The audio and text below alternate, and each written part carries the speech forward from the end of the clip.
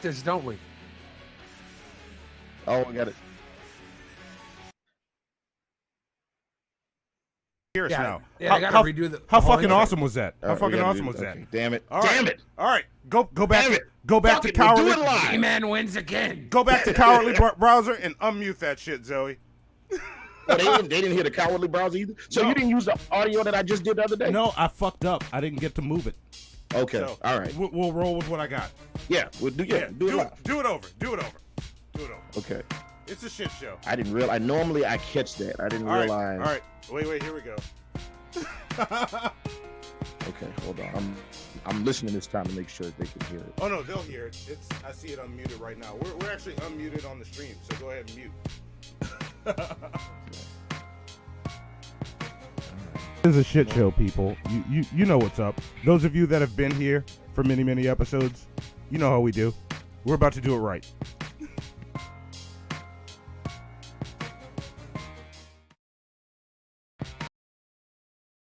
Support our sponsor, the Cowardly Browser. The Cowardly Browser does everything for you. Worried about people getting your bank information while shopping online? No problem. The Cowardly Browser blocks all e-commerce sites. Is the type too small to read even when you're wearing your favorite pair of reading glasses? No problem. The Cowardly Browser's default type size is a beautifully clear 24 points. Afraid of viruses? Hiding behind links on your favorite websites? Worry no more. The Cowardly Browser has no links. As a matter of fact, you can't even get on the internet with the Cowardly Browser. Just click the name of one of your children or grandchildren, and the Cowardly Browser will call them to do the internet for you. Be sure to keep track of the muskrats you earn on the Cowardly Browser. They can be redeemed for things like laser discs, parts for your Commodore 64, new pages to add to your photo albums, coupons for Golden Corral, and cassette tapes.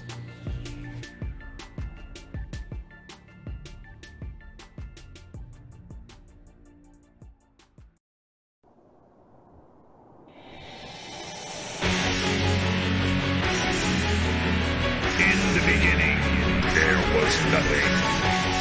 And then there was the Shit Show Podcast. You can't out white people when it comes to white people. White people got that shit down to a science. You would never see somebody like me or Hannibal. You won't see a dude in a mask going, I'm going to put this jetpack on and fly over to McDonald's. Right, you know what I'm saying? You got knocked the fuck out, man! Give me my goddamn money. Did Mike know you was a nigga? I ain't no nigga. Then what the fuck is you? Why is your voice so deep and shit, my nigga? I got a cold. From the strangest corners of the internet, here to bring you opinions of the world from a slightly different outlook. Here are your hosts, Hannibal and Monty.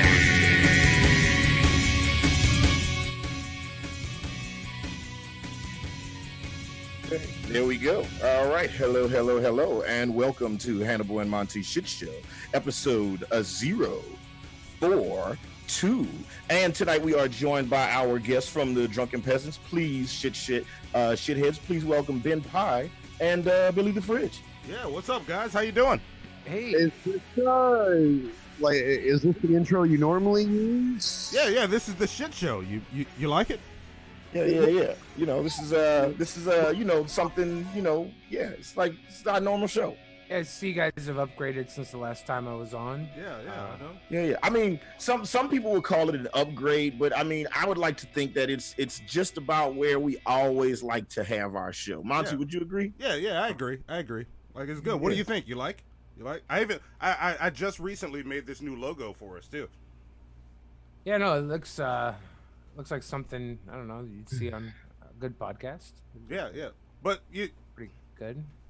I mean, you know, like so Monty and I, like, you know, we pride ourselves on our originality. Yes. Like, we pride ourselves on not looking like or sounding like anything else. We like to just be us, right, Monty? Yeah, we're just us. We should Yeah. We should keep this show going. Yeah, anyway, let's go ahead and get into our first segment. Let's get into our first totally original segment of the show. Yes. Let's do the mentally unstable. The mentally unstable. Oh, the mentally unstable. Monty, you're such a well-mannered boy. I am a well-mannered boy. There you go. To our lovely producer Zoe, can you please load the mentally unstable, please?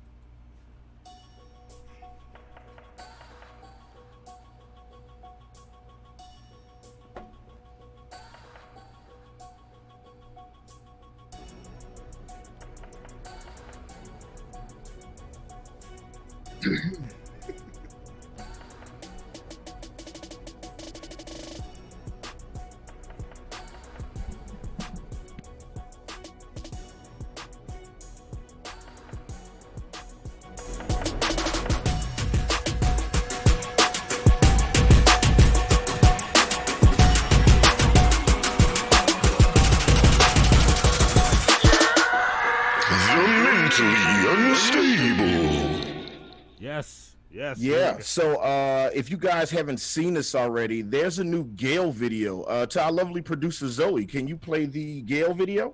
You guys do Gale on this show too? Oh yeah. We're all about Gale. What are you talking about? Oh yeah, you know I never seen Gale on before. I guess I haven't watched every episode, but you got to catch up, Billy. Catch up. Yeah, you know we've got over like 40 episodes, so it's just Yeah, no, I guess if you're gonna like have G-Man on an episode, you might as well pull Gale in too, right? Yeah, I mean, why not? Yeah, so like, is this like when like a band has one hit song and then all of a sudden they just start rewriting the same song over and over again? I feel like this is the cover of like a Smash Mouth cover of a better song. Right. I mean, I don't know. I mean, I feel, well, let's look. Zoe, just go ahead and just play a little bit of it. Play a little bit of it. Now I'm a believer. Look, that was a very good Smash Mouth song. Yeah, I loved it. It was fantastic. That was great. That was great.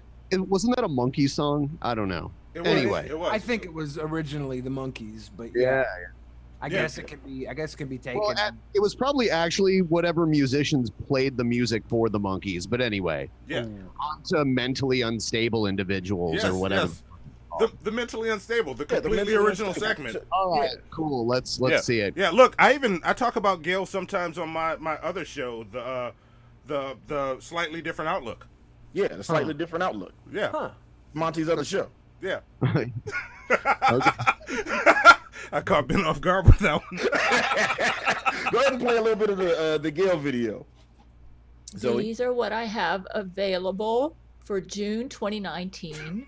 I took these pictures on May 27, 2019, because someone wants some photos for June, and I wanted to provide something recent. Those who pay $40 a month via my Patreon get to see me fully nude. I'm not on any special diet. Hold on. I'm ashamed of you guys. You're participating in the exploitation of a mentally ill woman. And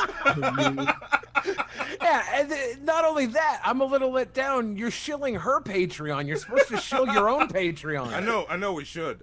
What is wrong with you? Well, you know what? Well, look. So, all right. Well, like, to make everyone more comfortable, let's move on to a fan favorite original segment of Hannibal and Monty's shit show. Let's do hater or not a hater. Hater or not a hater? Yes. Hater or not a hater. Monty, you're such a well-mannered boy. I am a well-mannered boy. To our lovely producer Zoe, could you load hater or not a hater, please?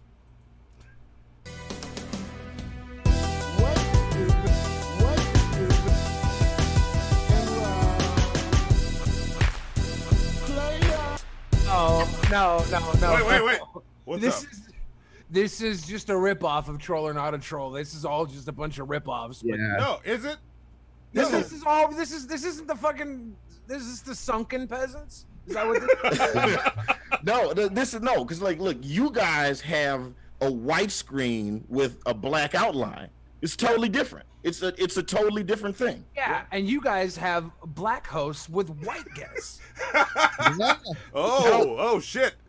So I guess like maybe like, okay, if you look at it from a philosophical, creative point of view and break it down to like the base strands of the DNA, I suppose maybe there might be a little bit of a creative similarity there. Like tiny maybe bit, if you're squinting at it, maybe you would see that. Hannibal, I tried to download the Cowardly browser and it doesn't even exist. So I think you guys are just fucking with us. So you're just fucking with us. No, it's not. No, this is good stuff. Well, I mean, look, before y'all cast judgment, why don't we let's just do like we got a Hey Hannibal from Penultima. We got a Hey Hannibal video? Yeah, let's just do a Hey Hannibal. Yeah, play the Hey Hannibal video. Yeah, we'll do that. What? Yeah, just check it out. This is awesome.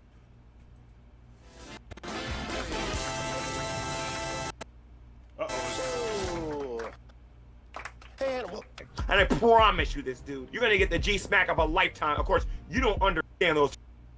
Damn it. So let me define what I'm going. Pause it and start it over, Zoe. Hang on. Let's get this playing right. Hang on a second, guys. Just back it up. So right now I'm hallucinating. No, wait. Hang on, Ben. This is awesome. Like, somebody sent this to us. Let's check it out. Hang on. Here we go.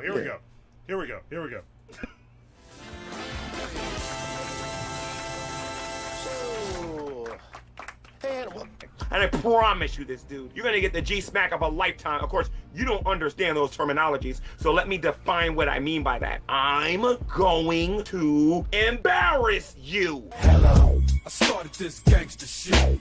How was that? That was original, right? Yeah, that was a fantastic Hey Hannibal. That might be my favorite Hey Hannibal to date. That's a ripoff of something that we ripped off from something that was done before. This is layers. This is layers of ripoff. Shit. I don't see it. I feel like this is a Hey Billy, and before that was a Hey Scotty or something. Yeah. I don't know how it went. Fuck. I wasn't around for that shit.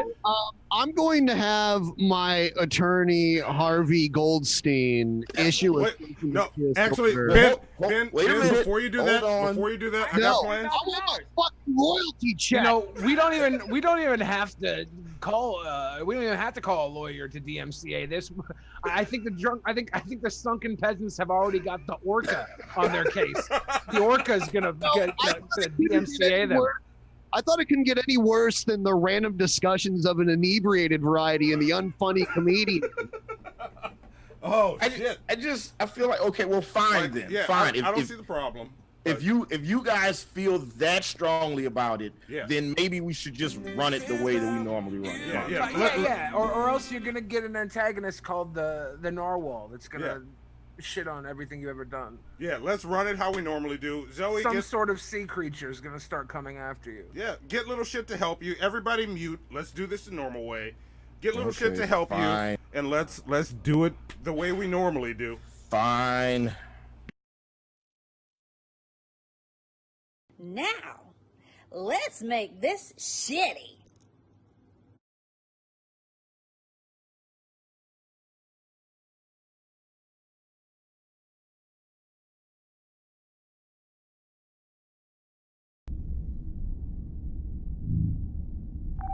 Bridge to Captain Picard. Go ahead. We've just received word from the fleet. They've engaged the Borg. Mr. Data, put Starfleet frequency 1486 on audio. Aye, sir. Stan is not a great Eminem song. No, I did not say Stan is not a great Eminem song. What did you say? What happens when a masked producer and a headphone-wearing comic book artist get together to talk music shit, comic book shit, and political shit on the internet? Monty. Hannibal the Beat Animal. Hannibal and Monty Shit Show! Holy shit! My name gets to be in the title this time. Hannibal and Monty Shit Show. Why is my name second? What kind of shit is this? Hannibal and Monty Shit Show! Let's talk some shit. Get your shit together. Get it all together and put it in a backpack. All your shit, so it's together. And if you gotta take it somewhere, you know? Take it to the shit store and sell it. Or put it in a shit museum. I don't care what you do. You just gotta get it together. Get your shit together. And we are live. Welcome to Hannibal and Monty's Shit Show. I am Hannibal the Beat Animal. And I am Monty. And welcome to Hannibal and Monty's Shit Show, episode 42. Maybe an episode about... Here it comes. I told you, Philip, you liar. Or... Hey, Philip, give me a kiss, baby. There we go. Welcome to the shit show. Welcome to the shit show. So now that you guys have seen our cold open, now we can actually introduce our guests. We have from the Drunken Pesants, Ben Pye and Billy the Fridge. Welcome to our house, guys. Yes. Thank you for having us over. Yes. Thank you for having me on. It's a great honor for both of you, I'm sure. I'm just gonna have a nice big sip of my favorite beverage, Mountain Dew Amp Game Fuel. Oh, Mountain Dew Amp Game Fuel? Shit. They're not even paying us, and I'll talk about Mountain Dew Amp Game Fuel. Man, I love, I can't wait to get a hold of some Mountain Dew Amp Game Fuel. I'm going to go to Amazon.com right now and order a case of Mountain Dew Amp Game Fuel because it has a non-slip can and it has that resealable mount. It's fantastic. There you go. So how are you guys doing? How are you two sweet boys doing? Or the sweet boy and the boy in the bandana? Or the boy that invented the bandana. I'm just a well-mannered boy, but you caught that. Good. Yes. I hope y'all liked the beginning. That was. Yeah. So would it be a handana? Yeah, it would be a handana. It would be a handana. I like that. I'm wearing a handana. I like being on this side of things where I don't have to worry about anything else other than talking. This is great. I know. Yeah. Do this. That's one of my favorite parts of being on DP because I don't have. I set all this shit up, and Zoe is stressing because I got to keep giving her directions. You'll see me mute, and I'm just talking off camera, going, "No, move that there." That's part of the reason why I stopped wearing the mask was because it was hard to see. Yeah. For all the shit that I had to keep track of.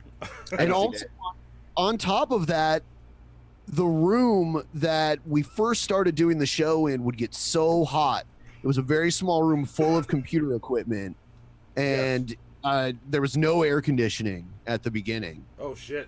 Yeah, I'm in New Orleans. It's hot as shit right here. I have a window unit next to me, and I'm still sweating. So, and I got to read all the Streamlabs and Nickel chats that came in. While we were doing that, because we had to focus on, selling the opening. So yeah, I'll read those. That shit was fucking fire. Oh my god, I was cracking up. I'll send you guys all the audio for it, so you guys can just have it just for your if you want any of that audio or video, I'm actually gonna post that intro on our page, and I'm gonna clickbait tag it. Hannibal and Monty rips off Drunken Pesants. I think we should clip it and use it as an intro for the next episode and link everybody to your channel or something. That's great. Yeah, glad you guys enjoyed it. And like I said, we did it with something specific in mind. Anyway. Yeah. Monty, it was another thing to say is because I saw a couple comments that called us DP 2.0. I'm like, no, we're different. You need to watch both shows. It's like you can't watch All in the Family and not watch the Jeffersons. They're different shows, okay? It's racist if you don't watch the Jeffersons. Yeah. Shit. Yeah. Tune into the Jeffersons. Yeah, you gotta watch both shows because both shows do different things. So enjoy them both. Anyway, Monty, get to those Streamlabs because we want to get to that next first news segment. Yes. Well, look, why don't we play that? Or look. We'll set it up. Let's go through all of what's next and all that. So let's go straight into what's next because I only have one thing to talk about for what's next. I stole $3,000. And I'm gonna get to you. I'm coming. It's coming. I have my G-Man soundboard too. Liar! No, liar! That's actually not the G-Man soundboard. That's the sound whenever somebody sends us a Streamlabs. Oh, really? That's great. Yes. Yeah. Yeah, it's stuck ever since the month leading up to the G-Man episode. Hannibal doesn't want to change it. I love this one. This is my favorite one right here. Did you hear that? Yes. Okay. Yes. And Ben, please work that G-Man soundboard all night. I will. The audacity. Yeah, because he's sure watching it. Yeah, our Audacity music video is actually trending very well. And it was great. Yeah. Oh, good. I did. So we were gonna put it in this episode, but we got because of the sample I used to make the beat, it got not flagged, but it's just we're not getting any money. Claim on it, yeah, so. copyright claim. So now we can't, so we got to be careful about when we play it. We didn't want to play it on tonight's episode, but but soon. So Monty, soon. But let's just do what's up next, and then we only have one thing to promote. What up next? So Zoe, why don't we play the thing for what's up next? Go. There we go. Sure to make it clap, cause we up next. And then pause. Yes. Yes. So Yes. Next month, next Wednesday, we have this Wednesday. Not tomorrow, but the day after. And wait, what? Yeah, I saw Animancer in the chat. Like, do we need to rearrange that? Do I need to I talk thought it was to him? next Wednesday, not this Wednesday. No, I stacked these two back to back. Like, I was talking to both Ben, Billy, and Animancer at the same time. So, well, then you do what's next, because I'm gonna screw it up. There. Yeah. Someone in the chat said that DP is Full House and the shit show is Family Matters. That's not true. I mean, I can see how that. No. Wait. Okay. No, the shit show is Family Matters, but DP is Perfect Strangers. Ooh. All right, good job. Can I give a guest host plunger points, Monty? If so, I'd like to give Ben Pye some plunger points for that. That's good stuff. Family Matters actually was a spin-off of Perfect. Yes. Harriet, Carl and Harriet used to be on the show. I will accept that. I like that. But wasn't Full House and Family Matters in the same universe though? Didn't they have like crossover episodes at Disney or like or something? Urkel's family lived next door to the Tanners for some reason. So No, that's not true. The Tanners lived in San Francisco and Urkel lived in like Chicago or something like that. But Urkel had a cousin that lived next door to the Tanners, and he would go visit. That's not true. It is. Like, hold on. Okay, so if anybody in the chat remembers this or can find it, did like what was the reason that Urkel was on Full House? He was on Full House, and he was on Full House as Urkel. They're probably too young to even know. Probably. And look. Give them a chance while they're figuring it out. We got 5 Streamlabs while we were doing that. So Hypothesis said, "Is it just me or does DP shit show sound like a German porn title?" And I've seen that one too. It does not end well. Okay, yeah, let's not watch it. Prolapse rectum. JK Tim, welcome JK Tim. I've never seen a Streamlabs from you. Can Monty tell Dusty the cockatiel that he's a beautiful bird? Fuck! Dusty, you are a beautiful bird. No, you gotta do it better than that. Wait, hang on. You gotta lean in and give him the I was laughing. Okay. Dusty, you are a beautiful bird. There we go. That's much better. I think a well-timed Streamlabs from somebody asking if like Krusty was a beautiful chicken or something during the cold open would have been perfect. Damn, see, now we got to go home, redo the damn episode. Yeah. Damn it. My bad. And then we got Josh New Point Zero said, "Can Ben tell?" New point oh. Sorry. Right. Sorry. I don't even see his name, and I know that's what it's supposed to be. You know what it meant. Fuck you, Hannibal. Fuck you. I love Hannibal. Like that. We've been down since day one. So can Ben tell Rusty the cockatoo he's a beautiful bird? What? Why are we stacking Rusty this? the cockatoo? Rusty the cockatoo. It says cockatoo.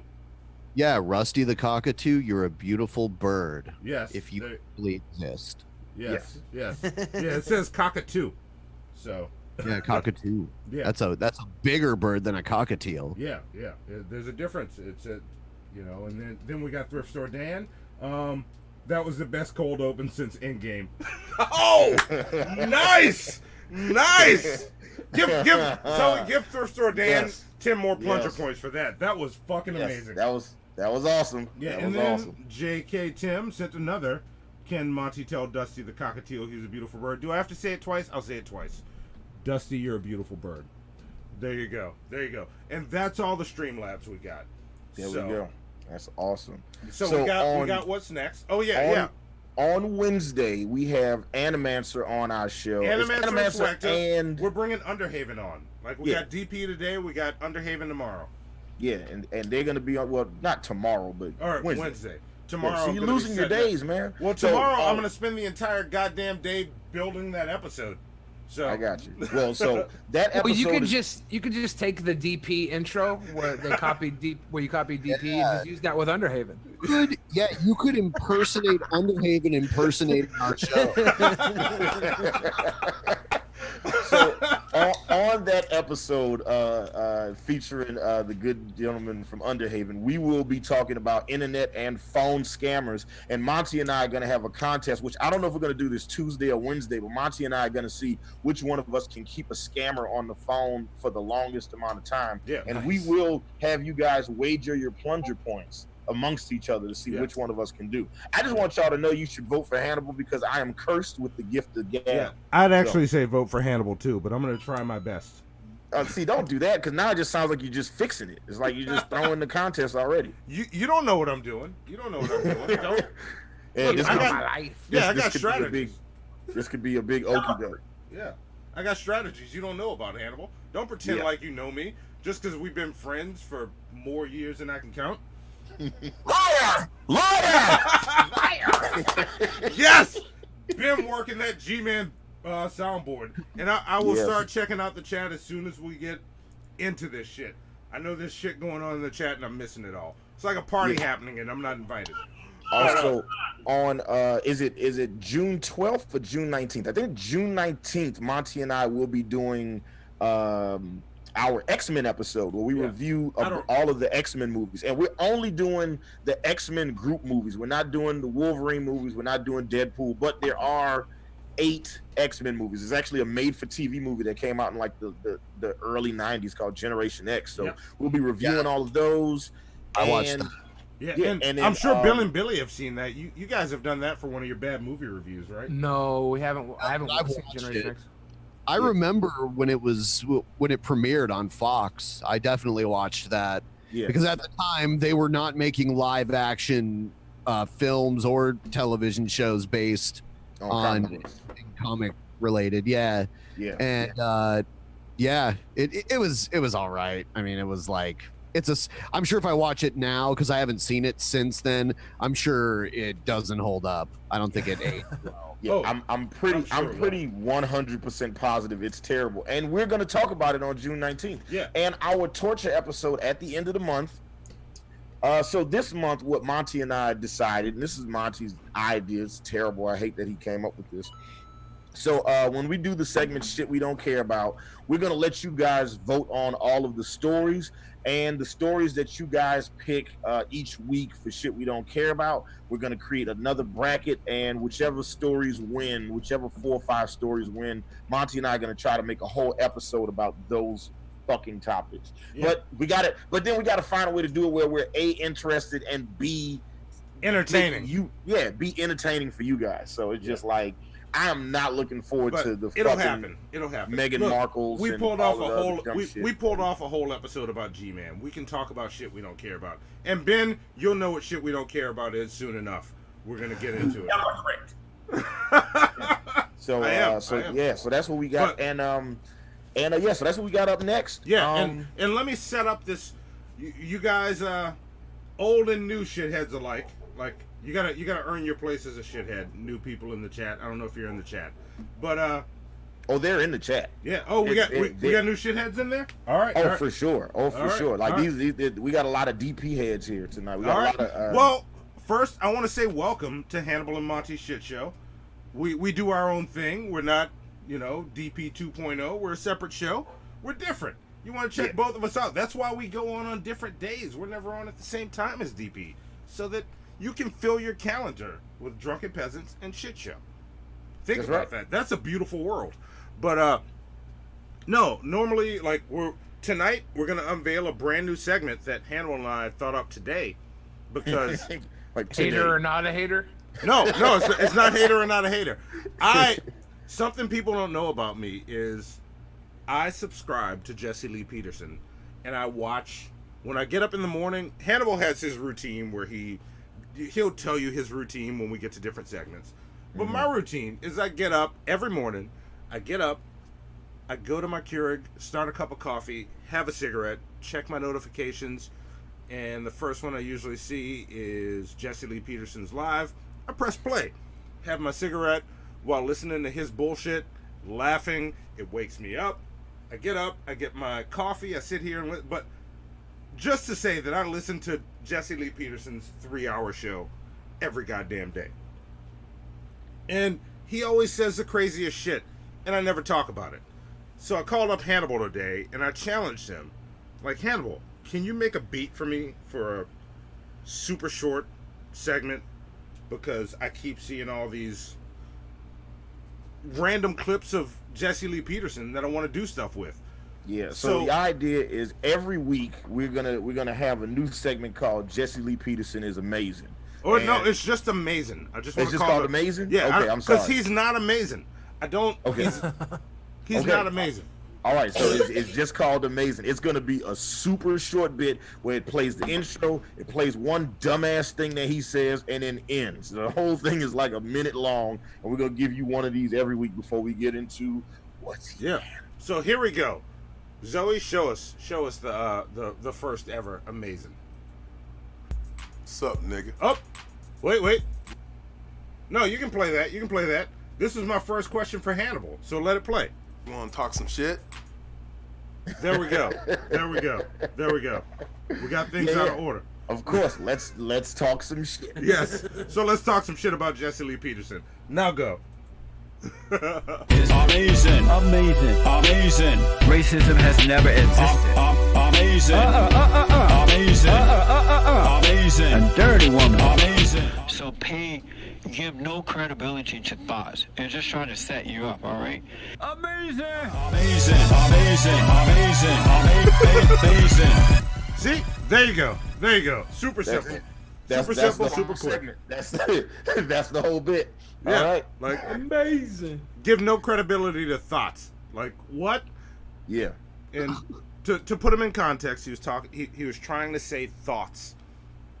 Was he trying to say thoughts, or was he talking about?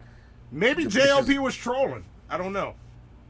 God damn it! People keep suggesting we do a Jesse Lee Peterson torture episode, and I do not want to do that. Yeah. Well, you already have the song for it. Yeah. Well, we have the bit. So yeah. That amazing beat is amazing. Have y'all made any progress on getting Jesse Lee Peterson on DP? No progress. We're gonna have to kidnap him, I think. Yeah. I don't think we really tried though. All right. So look, if you ever get JLP on DP, we're coming. Like just whatever it is, whatever we have going on, I'm sure Hannibal would agree. Yeah, just for sure. Just write us down for it. Like we're the guests. Right. We're coming. Like even if it's if you talk to him tomorrow and he's like, all right, I'll be on the day after, just write Hannibal and Monty as guests. We're there. All right. So yeah. We'll make it like work. Whenever no he's talking, it always sounds like his Down syndrome just randomly kicks in at certain times. It's just crazy. Yeah. Do you love black people? Yeah. Amazing. Amazing. All right. So now that we've done amazing. Yeah. Like I'll ask. This will be the first question I ask for you because the second one or the first one, the original first one, fell through. So I'll ask my actual first question to you. What is eating Hannibal? Shit. Oh, I got some shit today. I got some shit on my chest to talk about. Here comes your intro music. Wait, Zoe, Zoe's jumping the gun. Wait, no, she's not. Play. Imitated but never duplicated. Yeah, that's it. OG, original gangster, original gangster.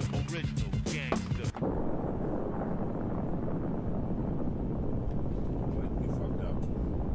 Don't transition. Women drivers. People who talk during the movie. Customers who cannot make up their mind while ordering food. They shit on LA. They shit on Chicago. They shit on Miami. They shit on New Jersey. New Yorkers. Atlanta Falcon fans. Possibly people from Alaska. They hate Canadians. They hate the South. They hate the rain. They hate the snow. They hate fucking everything. They hate the Knicks when they're winning. They hate the Knicks when they're losing. Indecisive morons. Blithering idiots. Humans. These people have formed a burning question. What is grinding Hannibal's gears?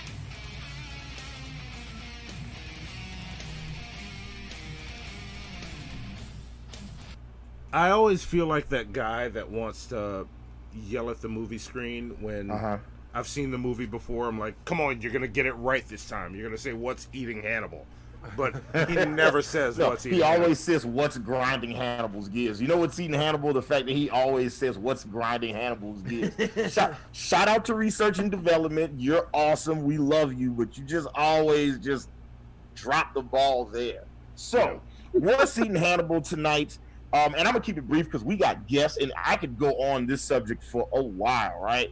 So, my transmission blew up in my 2-year-old Nissan Sentra, and Nissan is like, "Oh yeah, well it's not under warranty no more, so we can't help you." I'm like, "No, the car is totally fucking under warranty." And this process of just dealing with this shit, so.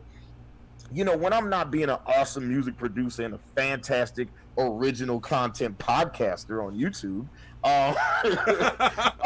you know, between times I'll you know, participate in the various rideshare services. You know, I'll drive around, pick people up, make some extra money and stuff like that.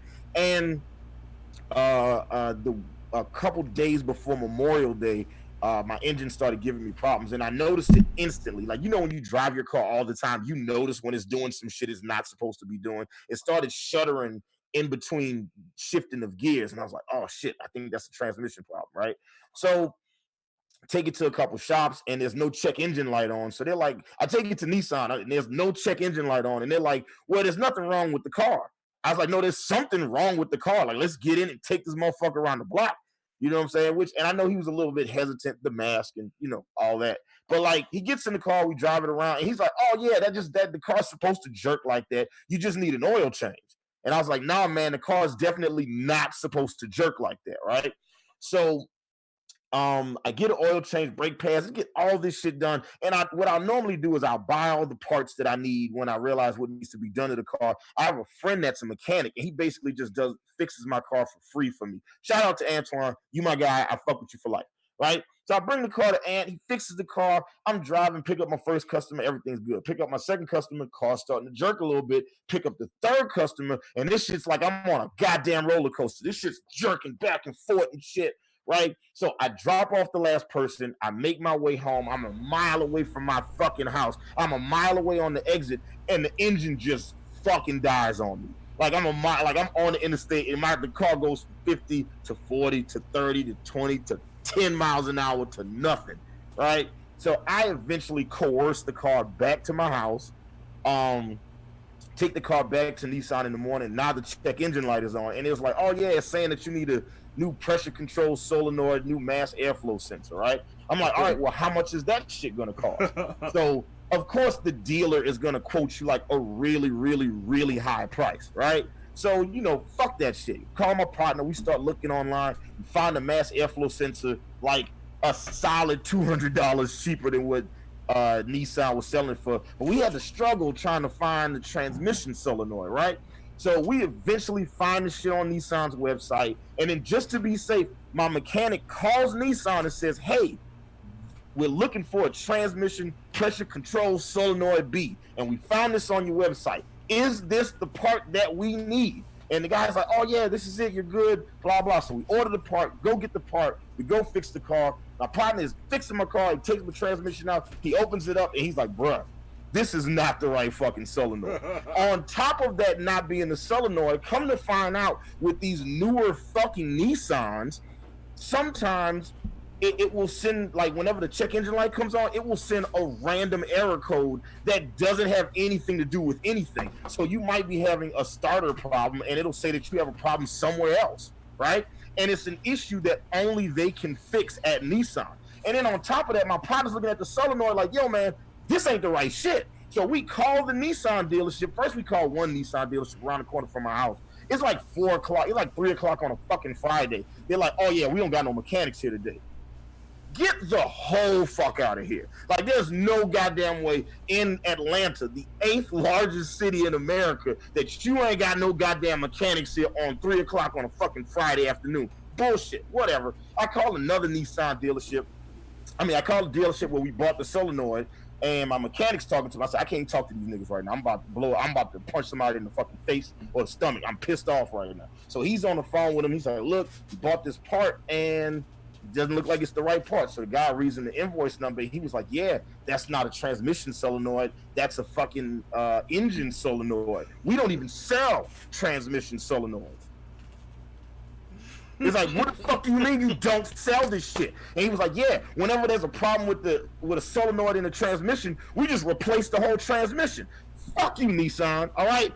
Fuck you so hard, all right? And I'm already lawyering the fuck up because these sons of bitches ain't trying to take care of the warranty. These motherfuckers, I had to buy all these parts, and then the parts that I bought from them, now all of a sudden they don't want to take the shits back. Oh yeah, that's the other thing. They don't want to take the parts back. They just like, oh yeah, sorry for your car, but we're not taking this shit back. Oh, you taking this car back? Look, you taking these parts back, or I'm burning this dealership to the fucking ground. Okay, so if you hear about a fucking Nissan dealership in Kennesaw, Georgia, burnt the fuck to the ground, you know I did that shit. Hannibal, evidence. Stop. Fuck the evidence. Them niggas ain't never seen my face. They don't give a fuck, bro. I burn that shit. Like, burn all that shit up, okay? All those Sentras, all those Ultimas, all those Maximas, all that shit. You burn it to the ground, goddammit. Fuck them. Fuck them. That's what's eating Hannibal. Fuck Nissan. All right. There we go. That was some quality satire. Yeah. Yeah, if you can't look, I had to clear on my other man. I'm fucking sweating like Louis Blanc, goddamn. I'm mad as a bitch right now. Fuck them, man. Yeah, if y'all don't know, the reason What's Eating Hannibal exists is reasons like today. Like, I will call up Hannibal because I'm working on something, and I'm like, all right, I need to get his opinion on this before I do the show. And I'll call him up, and they'll be like, what's up, Monty? Hannibal will then start ranting about something before I say anything. 45 minutes later, he's like, all right, I'm done saying all that. What's up, Monty? I'm ashamed to say. And sometimes I'm like, dude, Yeah. I got to get off the phone right now. I just got to where I was going. Yeah, listen. So we gave him space to vent on this show. Listen, I'm mad as a motherfucker right now. Like, when them motherfuckers like, first off, because I brought the car to him when I noticed the problem, and the motherfucker tell me, oh, there ain't nothing wrong with this, you just need the oil change. I said, my nigga, this is not how the car is supposed to drive. This shifts gears is not supposed to feel like I'm on a goddamn roller coaster. All right? Fuck.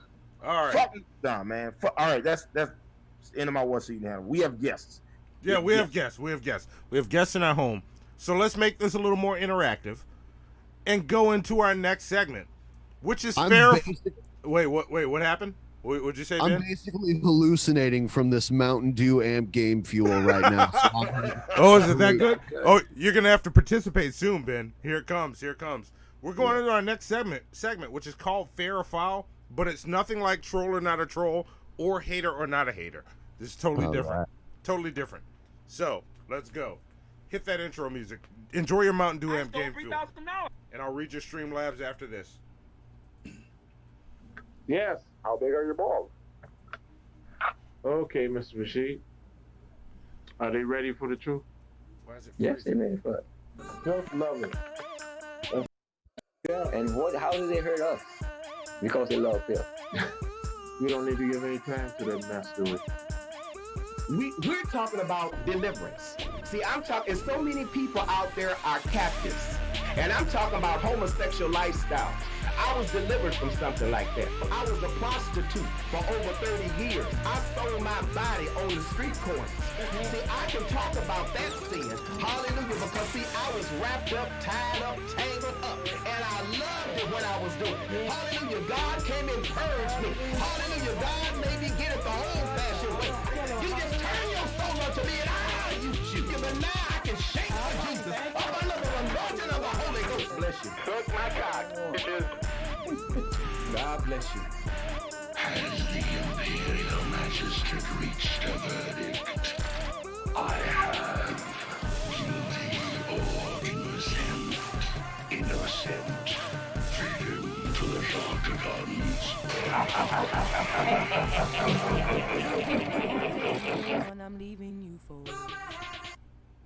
There we yes, go. Yes. So fair or foul? Fair or foul for everybody?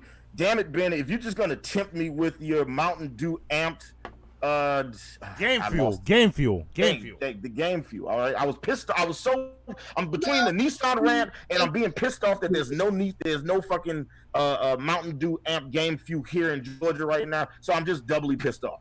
You can fuel your gaming experience with Mountain Dew Amp Game Fuel. It features a flip-free can, only 90 calories per container. It comes in 4 wonderful flavors. It also includes other things that can help increase your alertness and accuracy while you're gaming. As we all know, we're all some great gamers here. Everyone watching, everyone on the stream. We're basically pros at this point. Pro game. Vitamins A and B. So those vitamins, they increase your gaming ability. Mountain Dew Amp Game Fuel. There we go. Mountain Dew Amp Game Fuel. Mountain Dew Amp Game Fuel. Right.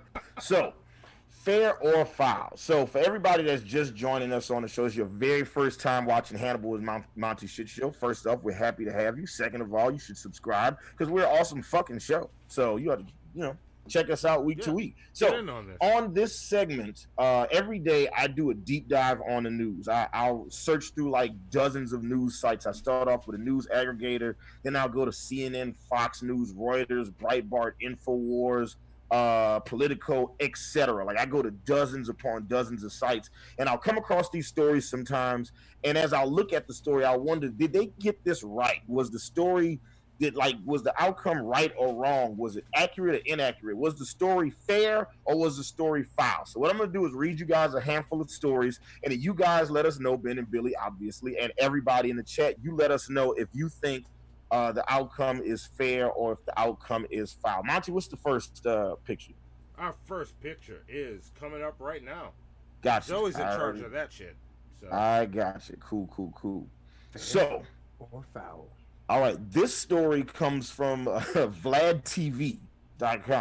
Last December, a high school wrestling match sparked outrage when a student wrestler was told to cut off his dreadlocks or face disqualification, which subsequently led to the referee in question's long absence from officiating matches ever since. The controversy revolved around the apparent humiliation that was involved with referee Alan Maloney enforcing the arbitrary rule against the student Andrew Johnson, which many believe was motivated by racial discrimination. For that reason, though, the official, Alan Mahoney, is claiming that he has been unjustly defamed through the media that smeared him as a racist, while threatening to sue the NJSIAA, which is the New Jersey State Interscholastic Athletic Association. That is a mouthful. Fucking that's a lot. So this is a way too many words in that anagram. And so he's suing him, the NJSIAA, for $100,000 in damages. In part of his letter to the Athletic Association, he states that they played a role in the defamation of his character, which he claimed caused him to lose income and suffer emotional distress. So the question here is it fair or foul for referee Alan Maloney to be suing the NJSIAA for $100,000 in defamation damages? I'll let y'all go. I know where I stand on it. I've already figured mine out. Ben, Billy, who wants to take this one? Who wants first? I think there's a lot of foul lawsuits that go about. Like, you can pretty much sue somebody for anything if you have the money to get a lawyer and set it up. Yeah, you don't need one. You don't need a reason. Yeah. Do I think it's fair or foul? If the actual, like, if he was enforcing an actual rule that they had set up, whether it was arbitrary or not, like, the rule's there. Like, why the fuck is the rule there? Yeah, and run this by me one more time. Which sport was this? Wrestling. Yeah, like something like dreadlocks could. Yeah, I don't know. I don't know. I don't think they could do anything, honestly. But if the rule's actually in there, then they need to change the rules. I Like, mean, that's stupid. If it's arbitrary and they're saying it's racist, then take the fucking rule out of the book. You're gonna fire this guy. Maybe he should be fired, but maybe the damn rules should be changed too. Why the hell is it still in there? This is true. But the question is it fair or foul for him to sue them for defamation? He's saying that the reason he's not making money is that the media has made him look like a racist because he made a black kid cut his dreads off. Which I think is something we should be talking about. The fact that they have the rule in there to be enforced makes me think that it's fair for him to sue them because it's in their own rule book. Yeah, like that's fair. That's another thing. Like y'all are giving me a different perspective on this. See, everybody's saying, or LA Anime says, nope, it's hair. I agree with everything you're saying. I agree that he shouldn't have enforced it. It is arbitrary. Yeah. But he's getting, if he's losing his money over this, his job over this, and it's something that they have in their rule book to be enforced. Yeah. I would fucking do. And I'll sum up what where I think Billy and Bim might be going, which is where I'm going. I would need to sort of peruse this guy's social media or be a fly on the wall in his life. I would be he probably is racist, right? I'm not saying he's not. Yeah. I'm saying this legitimately because I wrestled when I was younger. I did Greco-Roman wrestling, and I would just think like dreadlocks might get ripped out wrestling. They would, but long hair can get ripped out too, though. If you're a bad wrestler, I guess it'll get ripped out. I mean, like, what would you do? Like, if you had to do a wrestling match, what would you do with your dreadlocks? Oh, look, that's why I don't wrestle. Right. Well, he says, just don't wrestle, do art. There you go. Yeah. That's what I do. Like, look, I could either wrestle or get my dreads ripped out, as Ben said, or I could do art and have old white women that I'm not attracted to flirt with me, and then give me money because nothing's happening. I don't know, man. I choose to do art. I was just asking hypothetically because I would, I don't know. Maybe that's why they have that rule. I don't know. Do they have a long hair rule in general too? I don't know. I think it's one of those rules that exists that people don't really enforce. And the question that people have been, the question that what made it an issue on social media was whether or not it was being enforced because of the ethnicity of the student. And it probably is this. It probably was a race thing. Honestly, I don't disagree with that. But when it comes to suing the people who put the rule in there that you were enforcing, I think it's fair for him to sue them if the rule's in there. He's like, I got all this shit for this. You put the rule in your book. He's like, if you didn't want me to be racist like this and kick me out of the league when I do it, then you shouldn't have the racist ass rule in there. I'm not going to assume either way. Yeah. I'm going to assume he's racist. Well, no, we're not saying. Yeah, we're not saying you guys will. Billy will assume because he up all the time without actual evidence. Yeah, you know what? I think I'm on the Billy side. I'm gonna assume that that dude is diet racist. You know what I'm saying? Yeah. But even still, like if people came forward and said they were treated differently by him or that they heard him say shit or something like that, then I'd be inclined to believe it. When there's just no evidence and it's an established rule and his job is to enforce the rules, I'm not just going to assume he's racist just because of that. Yeah. That's my stance. But, not but to what you said, Ben. I'm with you. Sure.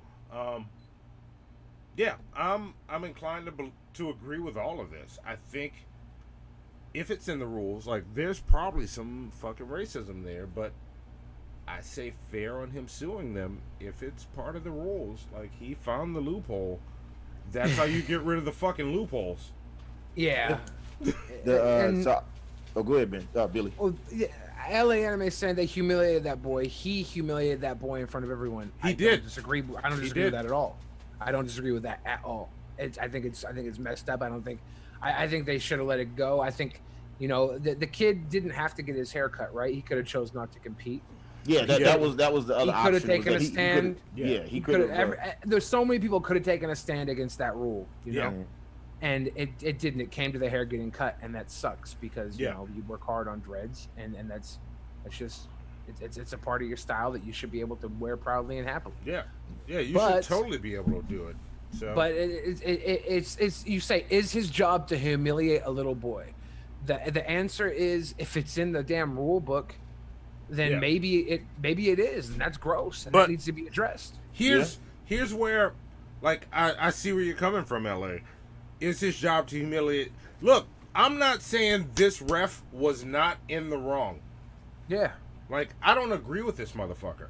But the question was it fair or foul for him to sue? Yeah. It was fair for him to sue.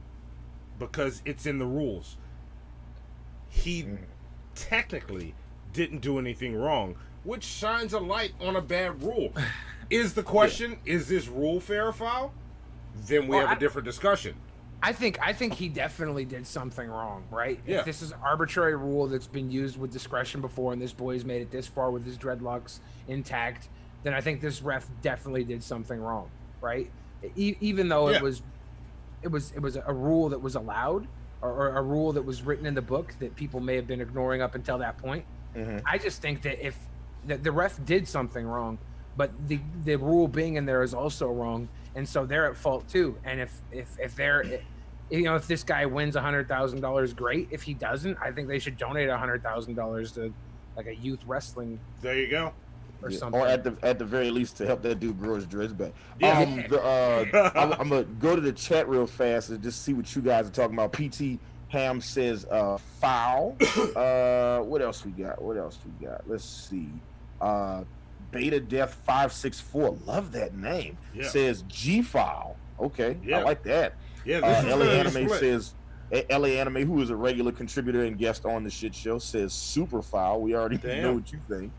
All right. Yeah, we know what you think. Jack Shit said defamation is hard to prove, and I guess that's another part of it that's weird about this story, because then you have to prove, like, so I think it's fair that he's suing the athletic association because he was following the rules. The rule is stupid as shit, but the rule is there. But him suing them for defamation implies that they had a hand in painting you as a racist. Yeah. And that's just like Jack Shit said. So give Jack Shit some plunger points. And also just great name. That's awesome. Pick the number. Give him a good amount. No, just a point. Just a Phil point. Oliver All right. Holes says fair. Love that name. What else? Lusty McButt says it's New Jersey, so fair. Eben Flow Motion says And foul look, is karma. the source of the Nile says, are dreads natural? Dreads are supernatural. They really are. Like, black people, our hair wants to be dreadlocks. And the only reason they're like this is because I stopped and took the time to make sure that as my dreadlocks grew out, that they grew in individual pieces. Yeah. Because we would grow one big or a few big knots of hair. Our hair is knotty. That's how our hair grows. So yes, It's dreads very are natural. knotty. Yes, dreads are natural. Yeah, like I have these because I trained them to be this. So yeah, I'm you know what, and I thought I was set on this. I thought I was gonna go foul, but after hearing everybody's points of view, now I'm gonna go fair. So you guys kind of, but I'm like fair but on the fence. So you know. I'm not on the fence. If it's not in the rule book, if there was no rule there justifying what he did, then I think it's super foul. But from everything put together here, I thought that he was following a rule that they said was arbitrary. Yeah. LA Anime said that wasn't even in the rule book or something. So if that's the case, If it wasn't, then it's misrepresented. Yeah, then totally fucking foul. Then it changes. Fuck this guy for trying to sue. Yeah, all the articles I read about this said that it's a rule, but it's like a very it's a rule that they don't enforce. And I want to say this: the kid was like something like 87-0 or something like that, and it was like he was on his way to like breaking some New Jersey wrestling record. Yeah, and look, it was like he found himself in this position where it's like, oh well, you can't fight unless you cut your your hair. Now I want to change my I want to change my shit to fair, but fucked up now. Yeah. Because I this think- kid I think got it's fucked up. and Yeah. I'm more inclined to call racism on it. Yeah. Yeah. Okay. What's But- the next story? Let's just do next something a little story. bit lighter than racism. Yeah. Let's get a little lighter than racism. All right. What's the There we go. Nine-year-old Oh, this is the RKO. boy killed in fire. Oh no, this is the RKO. This is the kid that got eaten by the alligator, right? We're not eaten by the alligator. So all right, so this kid here in this video you guys are watching, you know, he jumps into this pool and then decides to hit this imaginary, well not imaginary, this toy alligator with an RKO, right? And he ended up getting arrested for that. But after he did that, he had another thing happen, which why is my story not pulling up? What's the whole point of me having you loaded? Yeah. You just gonna do what It's you just want. being a dick. Like, what the fuck? You know what? And you know what? It's like, you know what, like Charlemagne the God from the Breakfast Club. Shout out to the Breakfast Club. He has something that he always loves to say. He says the craziest people in all of the world come from the Bronx and all of Florida. So here's yet another Florida story. Yep. I got a Florida story for later too. So I think we all have a Florida story. Yeah.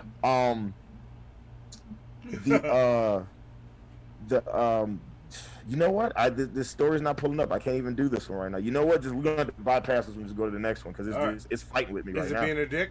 All right. Yeah, it's being a dick. But that kid RKO'd his principal at school. Wait, did he? Wait, Yeah. no, hang on. That's the story. Shit. Yeah, we watched that video of the kid trying to RKO his principal. Yeah. This is so y'all watched the video of him trying to RKO the principal? Yeah. Oh shit! All right. Well, look, we can find a fair file here. Tell us more about this. I don't know anything about any of this. What happened? RKO his principal, right? And we got him in like the 3/4 turn neck breaker to do the RKO, and the principal just fucking pieced him in, started beating his ass. Yeah. Nice.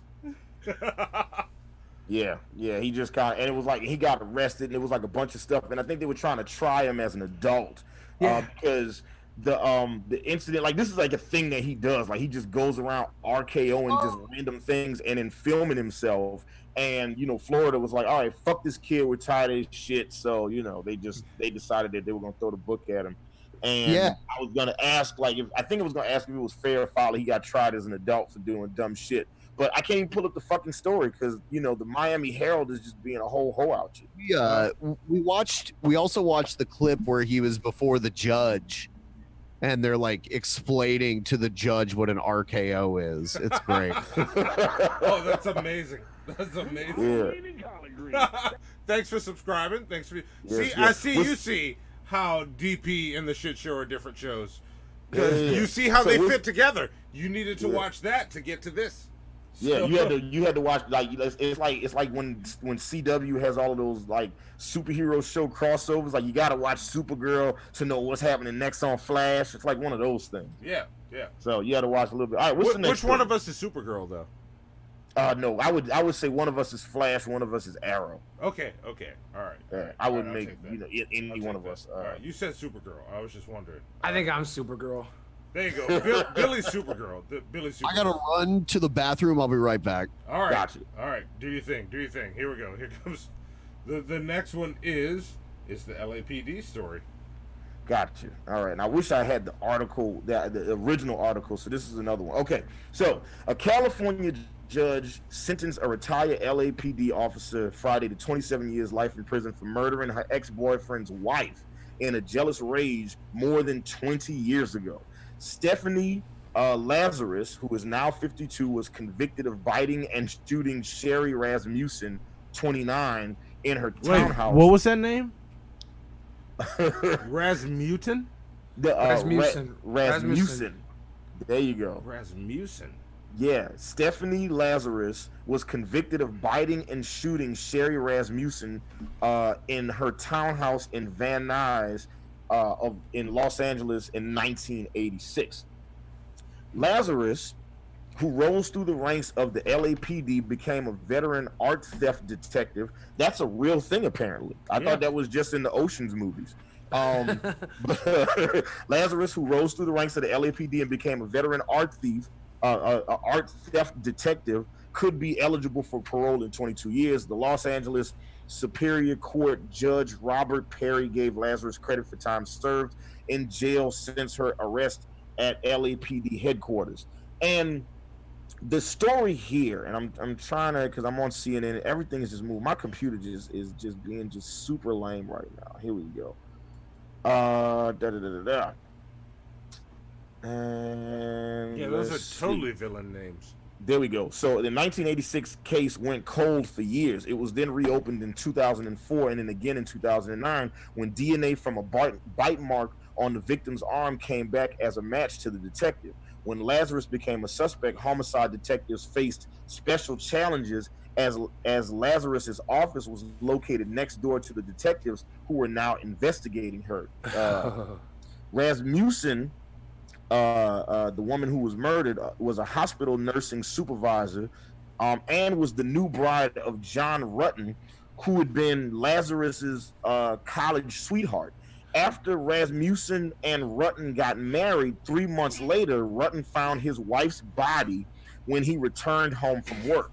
Rasmussen was brutally beaten and shot 3 times in the chest. Now, they made it, Lazarus made this shit look like somebody broke into this woman's house, beat her up, and robbed her.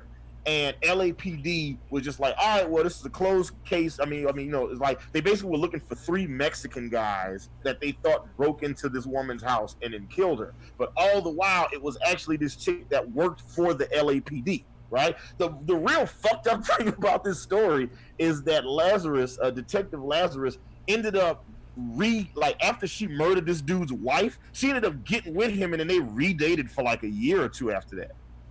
Right? But the reason this story is so interesting isn't the fact that she did this shit or the fact that she got caught like 20 years later. The question is, why did she get caught 20 years later? The reason it took 20 years is that the LAPD, every time somebody, Rasmussen's father would try to reopen the case with new evidence, the LAPD would lose the evidence. You know, and for 20 years, anytime somebody brought up anything about this case, they would just disappear the evidence. So and of course the LAPD is like, oh yeah, we made some mistakes in this case, but you know, justice is being served now. The question is, should the officers in the LAPD be held accountable for their mishandling of this case? Yes. You know, is it fair or foul that they're not being held accountable? That's the question. Foul. It's foul that they're not being held accountable, and I'm sorry for the background noise. Okay. There we Is go. That, Is that Ben? No, that was me. That was me. Oh, okay. I had to reset. I refreshed the stream so I could see. You could have blamed Ben, and we wouldn't have known what it was. I could have. Always blame the white guy. Yeah. No, I want to see what's going on. So, yeah, no, it's foul, dude. Like, yeah, that's foul. Yeah. That's 20 years. Like, yeah. How do they really have names like Lazarus and Rasmussen? Like that's like stole $3,000.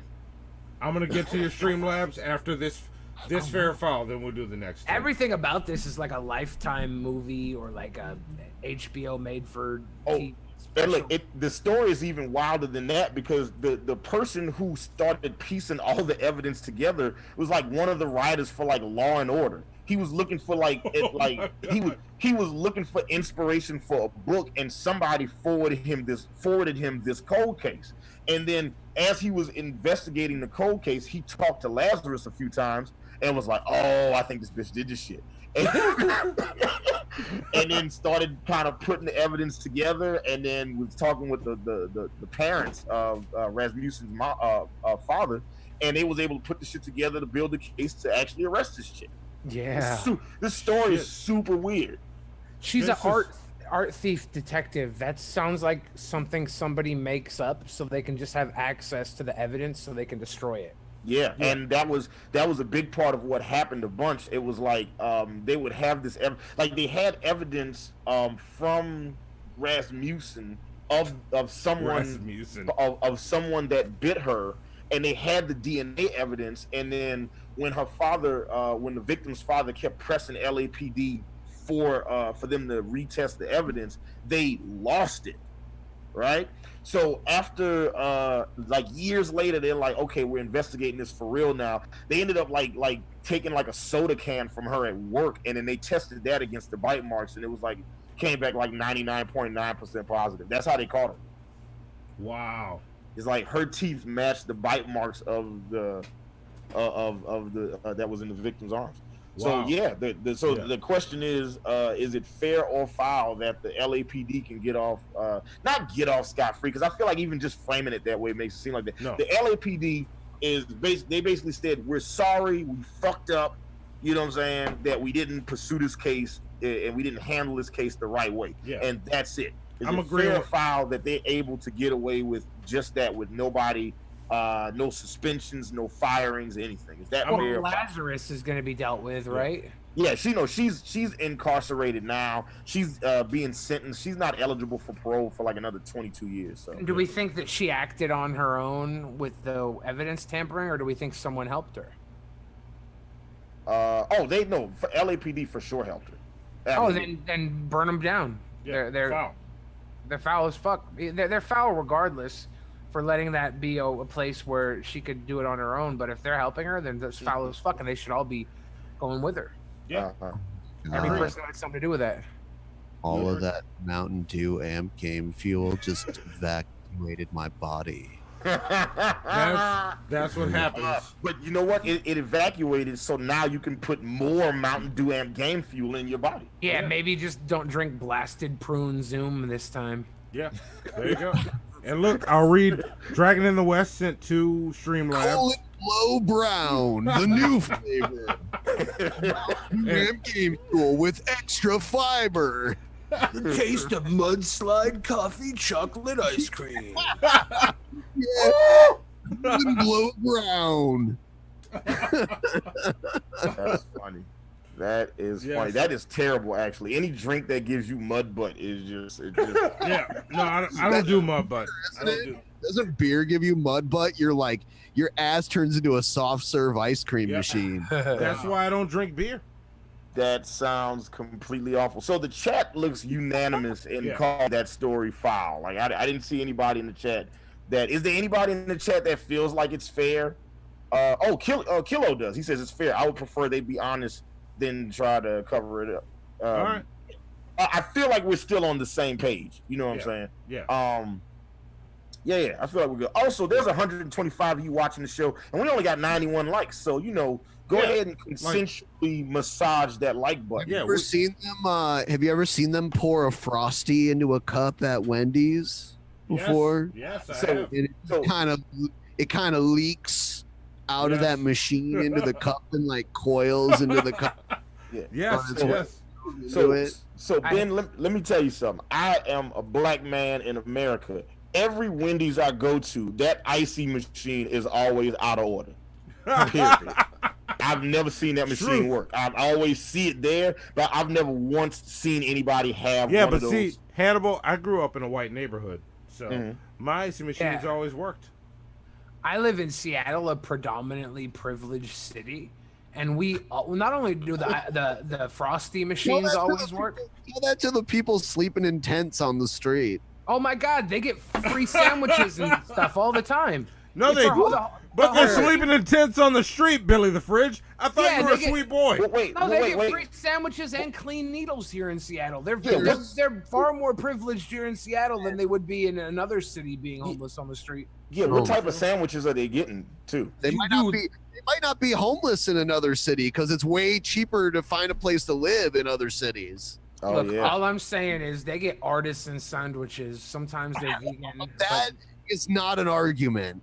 Okay. What?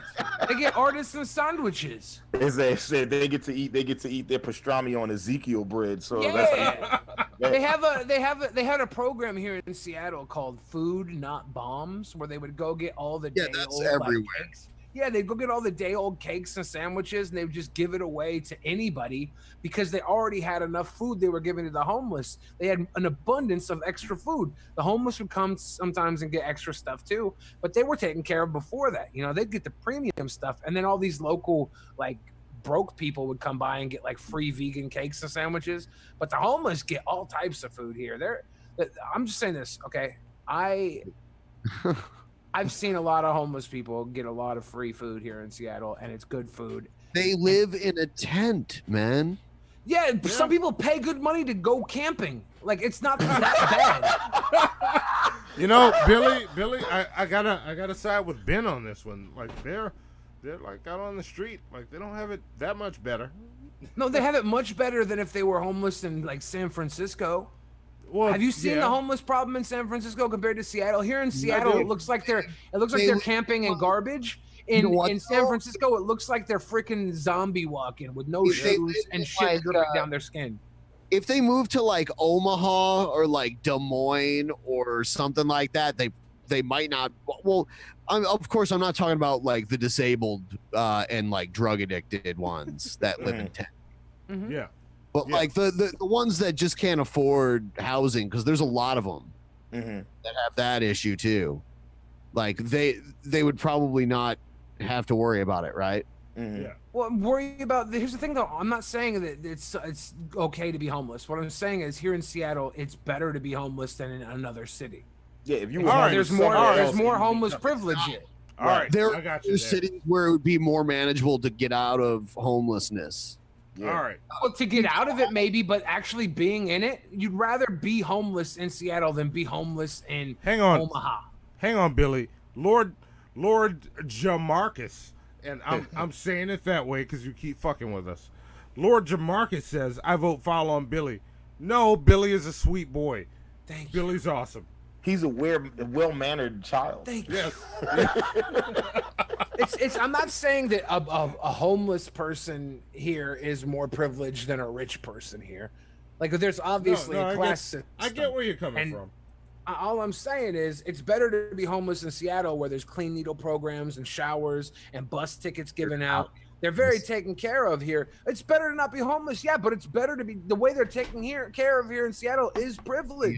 Seattle does that because they have to, because they have a problem, a disproportionate issue with homelessness here. Well, they'd have a bigger problem if they didn't give them all this cool free sandwiches. Well, the ranting Hicks says, I don't know, the way Billy talks, I think maybe I should just go to Seattle and be homeless. Camping, where do I sign up? Every homeless person in Seattle is. You know what? Yeah, it's not. Yeah, these aren't like piles of trash with like tent cities. It's not that at all, dude. It's basically a resort. You know? Yeah. All right. Every homeless person in Seattle is actually offered every homeless person in Seattle is offered a Greyhound bus ticket to go live in an actual house in North Dakota. Not an apartment, an actual house with a yard and food stamps in North Dakota. And they choose to stay homeless in Seattle than live in a nice neighborhood in North Dakota. I would have Homeless in Seattle sounds like the sequel to Sleepless in Seattle. Hannibal. Hannibal. Like Tom Hanks gets addicted to meth, and it's a very different story. but then it segues into Philadelphia. It becomes a whole thing. It's very sad. I like but Homeless Hannibal in Philadelphia was Sleepless in Seattle. Hannibal, this is how you know that there are no homeless niggas in Seattle, because they would have been like, bus ticket in the house, nigga, sign me up. Okay, right, you know what I'm saying? Like, they left. You know what?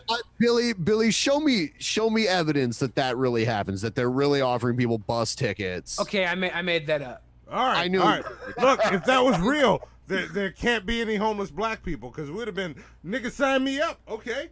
Yeah, you would give me the keys. Give me the keys. North Dakota would be on CNN every day talking about how they got this influx of the homeless. What's the next story? I know the next story already. I already got it loaded up, but go ahead and pull up the picture. Here it comes. There you go. All right. This is and I wanted to talk about this one while Ben and Billy want to show because it's music related. It is one of the biggest indie rock songs of all time, and just for the record, I right off the rip, I question the validity of that classification of this song. It's one of the biggest indie rock songs of all time, and for 20 years, British band The Verve didn't make a cent off of Bittersweet Symphony. I don't know how many of you guys know this song, but this was a big bittersweet.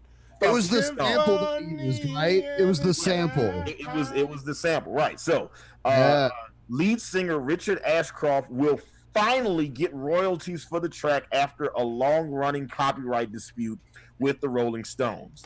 And he said, "It gives me great pleasure to announce, as of last month, Mick Jagger and Keith Richards agreed to give me their share of the song Bittersweet Symphony." Yep. So he finally got he's getting paid from it. He said this remarkable and life-affirming turn of events was made possible by a kind and magnanimous gesture from Mick and Keith, who have also agreed that they are happy for the writing credit to exclude their names and all their royalties derived from the song they will now pass to me. I would like to thank the main players in my life. He thanks his management, his wife, God, etc.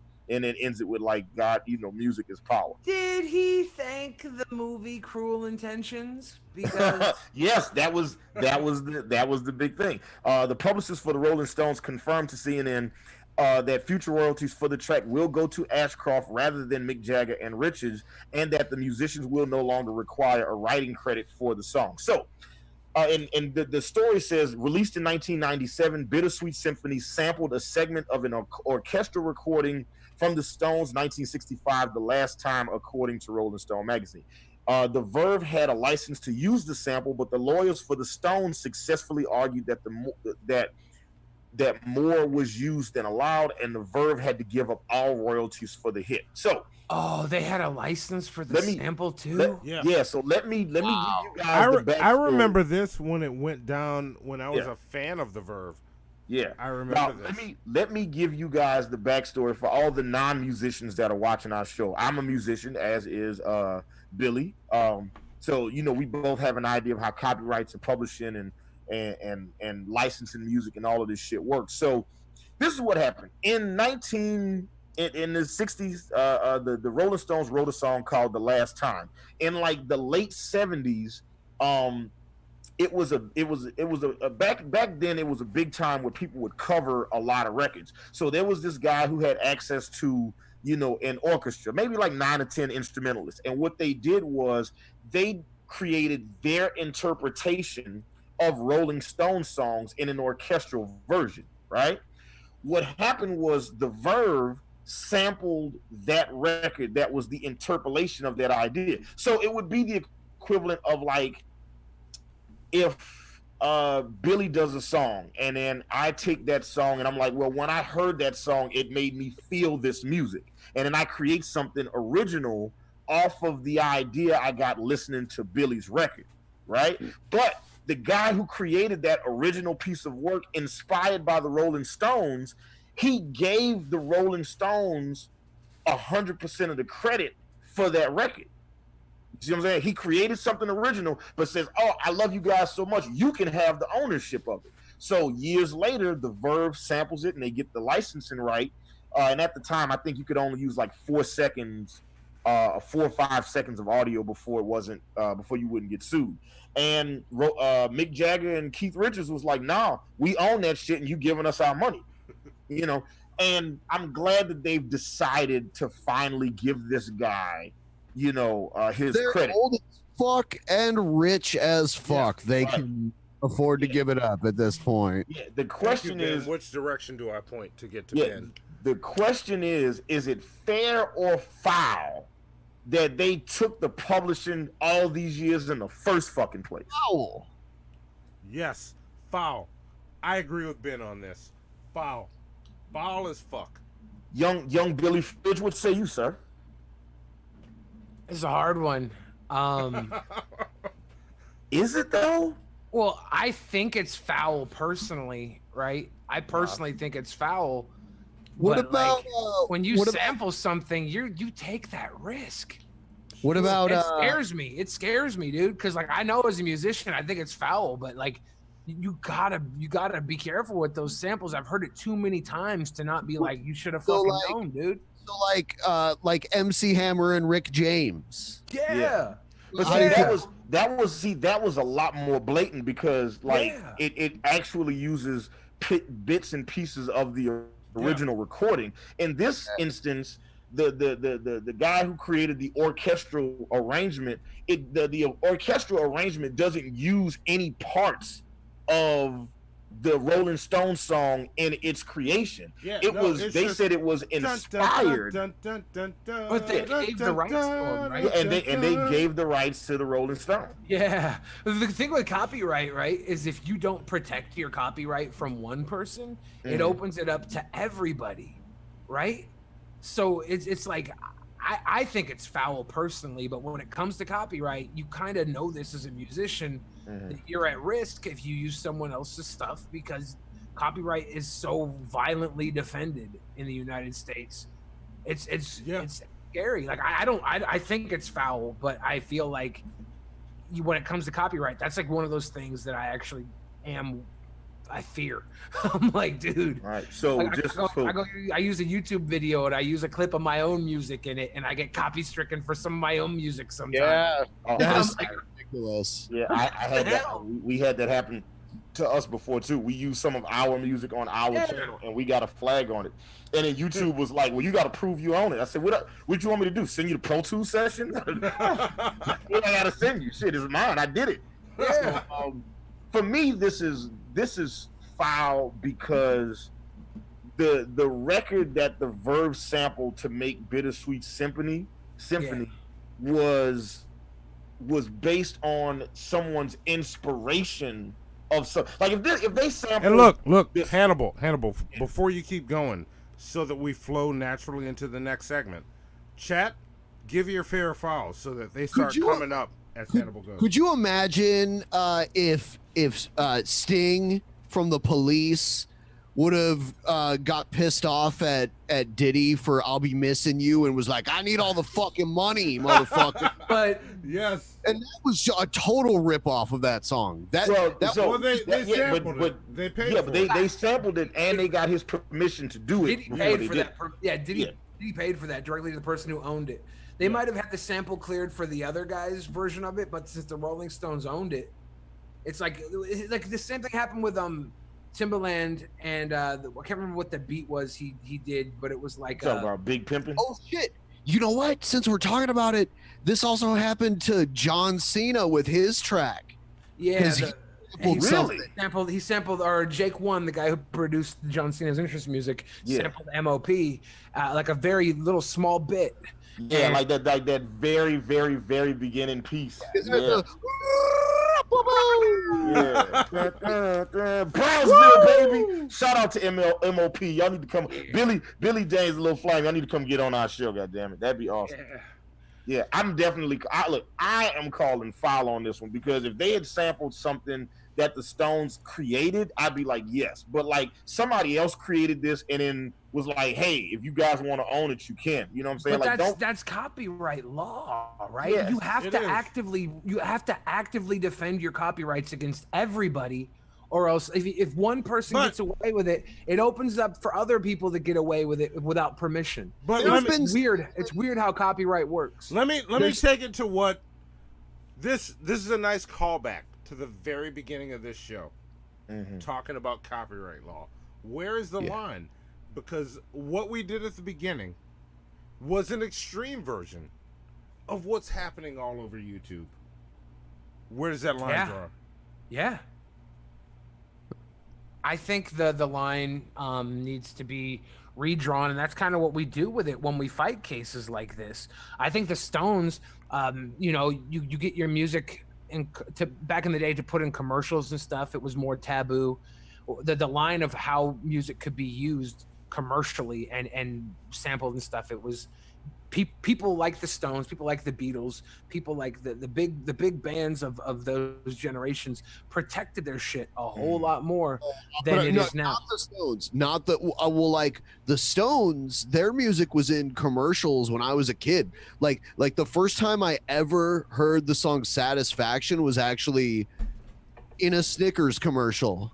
You know what's up, Ben. Yeah. You know what's up, Ben. That is funny, and yet that is a very appropriate usage of Rolling Stones. You can't get no satisfaction. It is, and I'm with you on that, Ben. Same here. So no, for me it was The Simpsons. It was a Homer joke before that Snickers commercial. but around the same time. So it was looking at it, like the vast majority of the chat is calling foul on this one. Yeah. So and young also Billy, chat, I see you. I'm watching. I'm not as interactive as I normally am. I see you, Spec, and I like what you did in Discord. Hannibal, you need to check out the Discord tomorrow. Okay, I'll check it out after the show. They are trolling the fuck out of you on Discord, and you don't even know. What? Why are they trolling me? What the fuck did I do? Anyway, Mr. Oh Shit Jew says foul. Juggalo V says foul. Billy Gray says it's a dick move.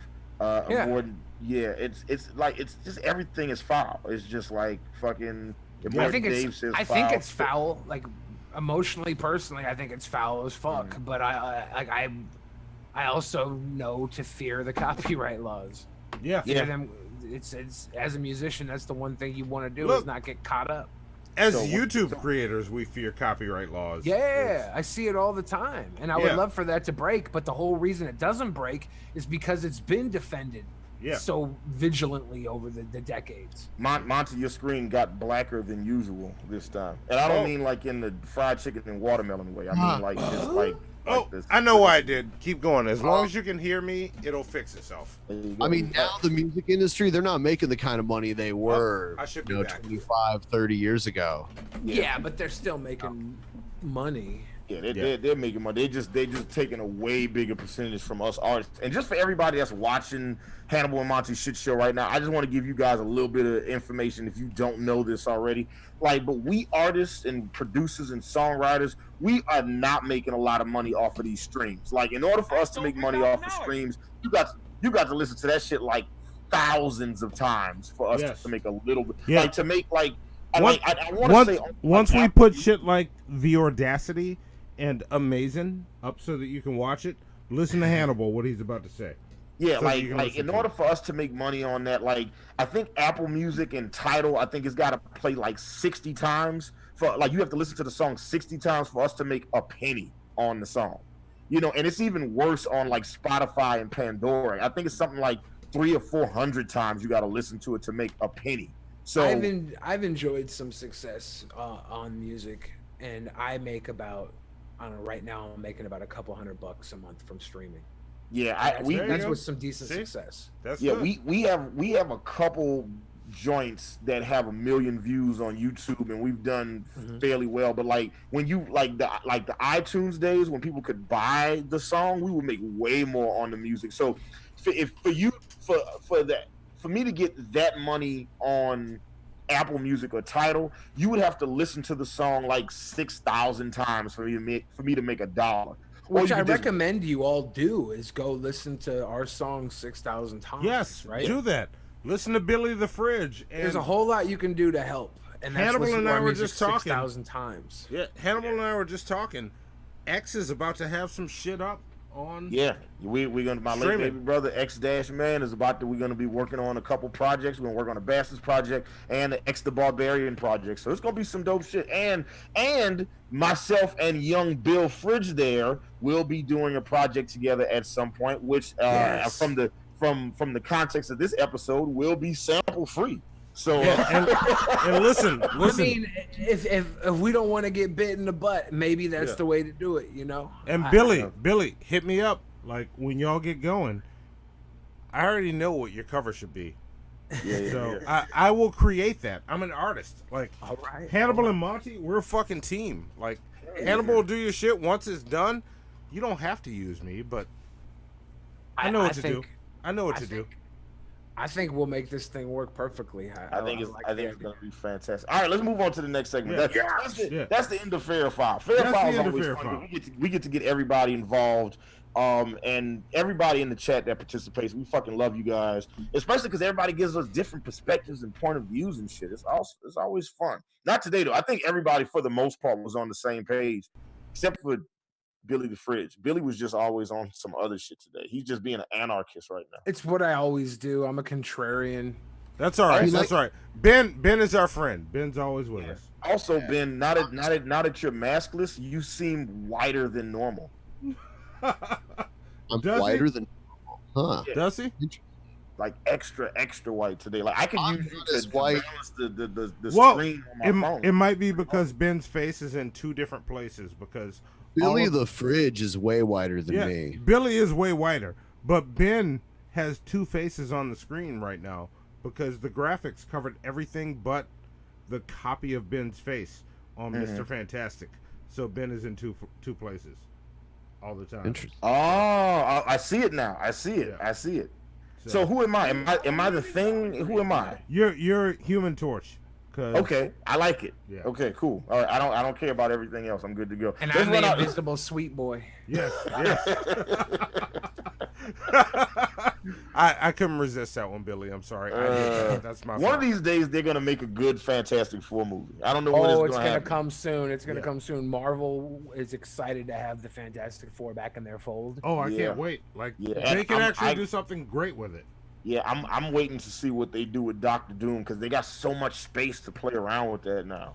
That'd be awesome. Like I wish just real quick, just so we can get on to the next segment. But like, I wish that Chris Evans would play Captain America one more time, just so we could have that moment where Captain America has to talk to the Human Torch, and Chris Evans played both those characters at one point in his career. Like, I think that would just be hilarious. That would be amazing. That would just amazing. It would just be a nerd thing just for me, but I think that would be fantastic. All right, let's run it to the next section. Just for everybody else. Hang on, I was waiting for this to load, and you didn't talk as long as Hannibal normally talks. Oh, I'm sorry. I apologize. I normally run my mouth. You know what I'm saying? I'm just fucking. I was waiting for you. I reloaded because I heard you start, and I'm like, all right, I got time to reload. But set up what shit we don't care about. It's all about before the intro plays. Okay, gotcha. So the way shit we don't care about works is a lot like Fair Foul. Every day I do a deep dive on the news, and I come across all these dumbass stories and headlines, and I just wondered to myself, who gives a shit about these stories? So we're gonna read some of these headlines, and then you guys will let us know if you give a shit. Now, if enough of you, normally we allow the chat to do this, but since we got the peasants on the show with us tonight, the Drunken Pesants, one of the most popular podcasts on YouTube, and you guys have us on regularly. Thank you very much for that. Yeah, thank you for that. We appreciate that. We'll run it by you guys. We'll run it past the chat. If enough people give a shit about the story, then I will read the story. But if you guys don't give a shit, then we go right on to the next story. Yeah, and before I'm just gonna read the headline, and you let me know if you give a shit or if you don't give a shit. Yeah, and before we do that, I'm gonna read the Streamlabs that came in, and then Zoe's gonna play the intro for shit we don't care about. Good. So give me a chance to pull up these stories. Yeah, there we go. So what we got is Dragon in the West sent us a very ambitious crossover. Also, fuck Nissan. Hondas are better engines as they build plane engines for Imperial Japanese Air Force. Hannibal, let the hate flow through you. And then Dragon in the West sent another one that was blank. And then Lord Jamarcus. Yes. There you go. Yes. See, it's weird because I'm reading it right when he sends a Streamlabs, but I'm intentionally reading it wrong when he sends an actual message because of Hannibal. So his name is Lord Magicus, but I always call him Lord Jamarcus because it just sounds just super black. Yeah. Like, well, on Discord he's Lord G Marcus. So wait, you know, G Marcus? G Marcus. You know, No, like no. G Search. No, Like I'm not. G-Search? No, I refuse. We're not. Look, everybody listening, we are not making G Search a thing. Okay, stop with all. Stop with all the G puns. All right. Wait. Yes. Wait. Wait. Oh, Monty and I are not heroes, okay? He is not unbelievable, all right? Like, we just stop with all the G puns, okay? Yeah. Wait till we start selling G shirts. G shirts? No. Yes. Yes. Not at all. Not at all. I disagree. I disagree. And also, Ben and Billy, I'm sorry if whenever we're on Peasants, we might be the one time that I know G-Man always answers when you call, but he has been trying so hard to pretend we don't exist. he won't answer when we're on the show. It'll He's never smart. happen. Look, he's not as dumb as he pretends to Yeah. be on. He's not, and I will acknowledge your subscription soon. But yeah, so just so Ben and Billy, just so y'all know, when you call when we're on the show and he doesn't answer, it's because he knows we're there. He's Yeah. pretending we don't exist, and I know you know we exist. Yes, because we're friends with Dragnut. So I will stomp a mud hole in you, sir. you will, G-Man, you will. But also, Lord Jamarcus said, still holding out hope you're gonna break out the whole Wentz rhyme segment for Hannibal. Wait, what? This show has been unbelievable. Yes, Oh, God damn yes. it. God damn it! We are not no more G puns. We did. no, I didn't no even more- see that one coming. No more G puns. Good job on that stop. soundboard, Ben. You're working the fuck out of it. All right. Oh, no more G puns. All right, Zoe. Hit the intro for fair. The shortest segment of the show. Shit we don't care about. Here we go. That's funny as shit. There we go. It's happening. Now, in a desperate attempt to fill 24 hours of programming, here's some bullshit that happened. We've got some footage here of the bullshit, which began just after 3 o'clock this afternoon. Bullshit. This is bullshit. This is bullshit. You know what? This is bullshit. This is bullshit. This is bullshit.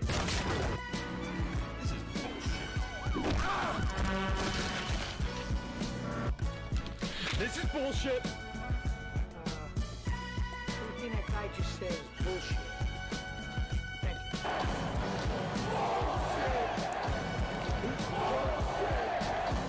That's bullshit, Gary.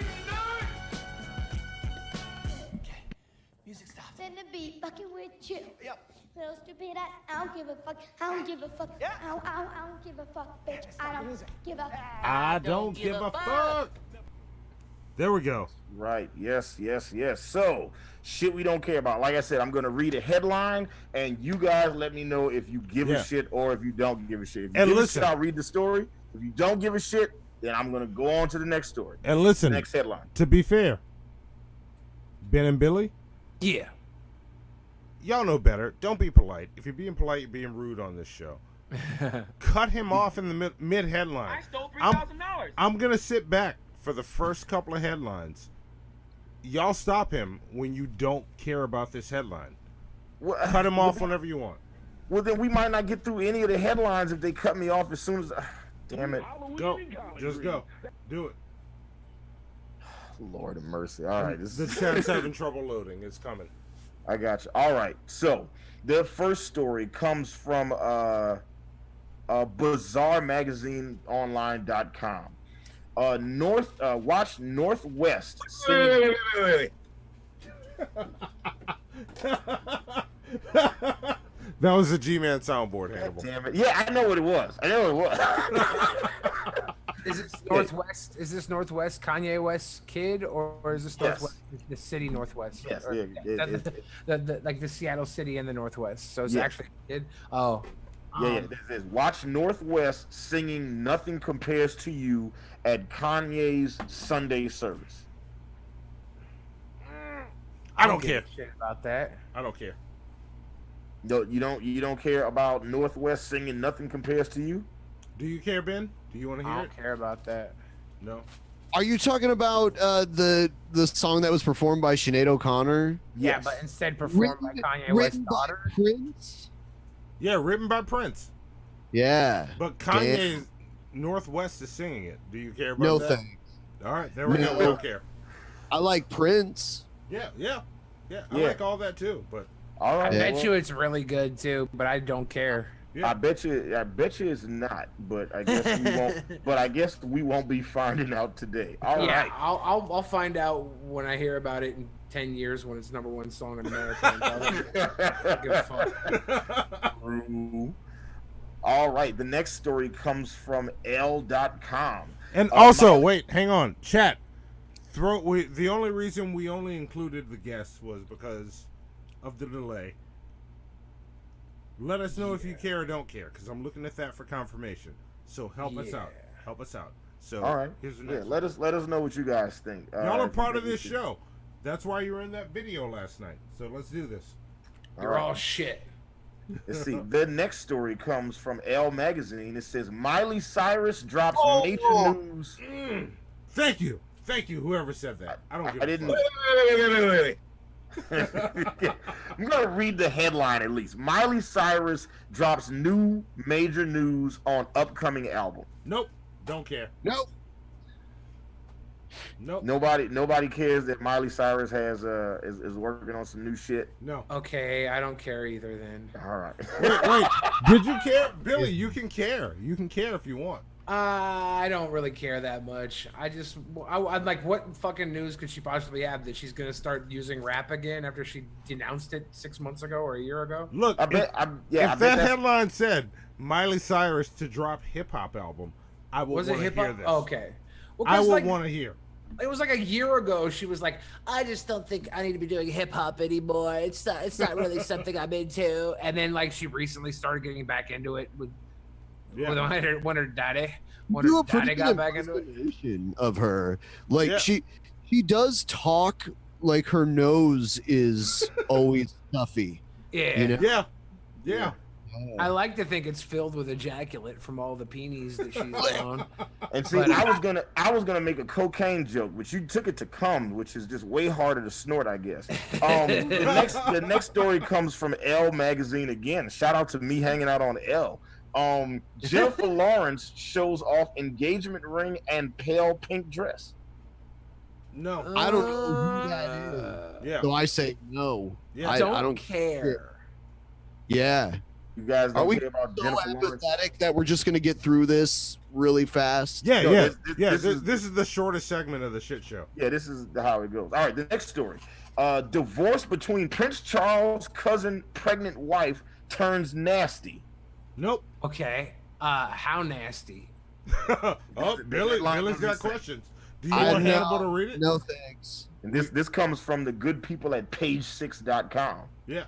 I don't care. Page 6 is a fucking shill. All right, there we go. Prince Charles can take it in the booty for all I care. All right, and here is the last one. All right, this story comes from USA Today. All right, so it's a real story. All right, here we go. Country star Miranda Lambert and cop husband Brendan McLaughlin. Nope. No. I didn't even finish the thing. Nope. Go on. Oh, wait. Billy wants you to Country go star Miranda Lambert and cop husband Brendan McLaughlin are happy and together. Nope. There we go. Nope. Can we just take a minute just to remark on the fact that this is news? Now, if you would have said something about Moby and Natalie Portman, I'd have been all there for that. Yeah. I think I actually strategically avoided that one so nobody would pick it. So there you go. All right, well, that concludes shit we don't care about. So now that we've done all the shit that we don't care about, maybe Monty has some important shit that we do care about. As a matter of fact, I do. All right. Hit my theme music, Zoe. Here it comes.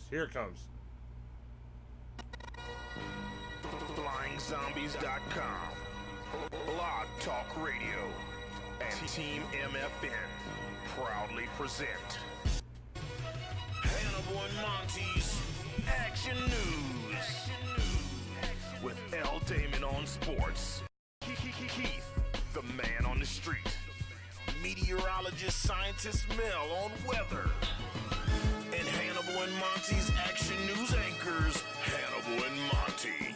And now, here's lead anchor Monty with Monty's important shit.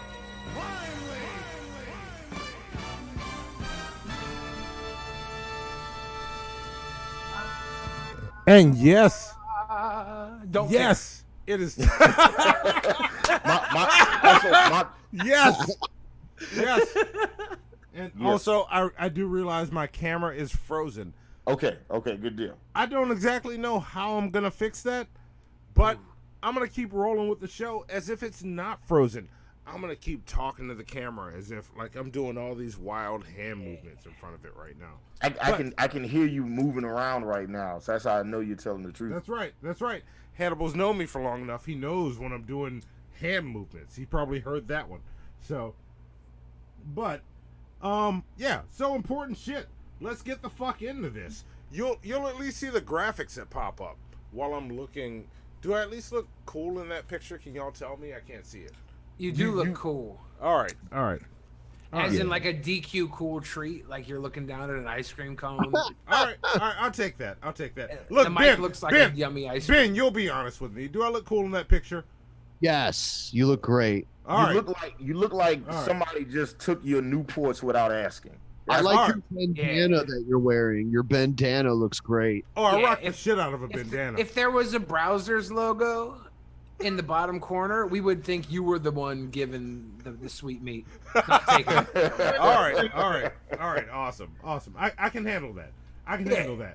And you know, I'll go with my first story for important shit. And just so you know, this is what important shit is. Like all day, every day, we're bombarded with news, and you don't need to pay attention to all of it. If you really want the important shit that's going on in the world, just come to the shit show, and Monty's got the important shit. Like this one about IKEA. And yeah, it's already playing.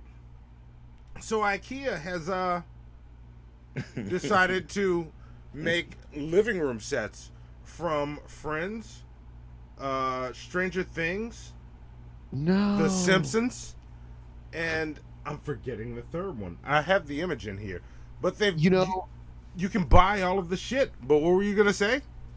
Take it. I want to laugh at this. I noticed this is the Simpsons one. But if they had like a Star Trek bridge, I would probably get it. IKEA, get on your shit. Yeah. But look at the level of detail. You can buy all of this shit. Everything pictured is for sale.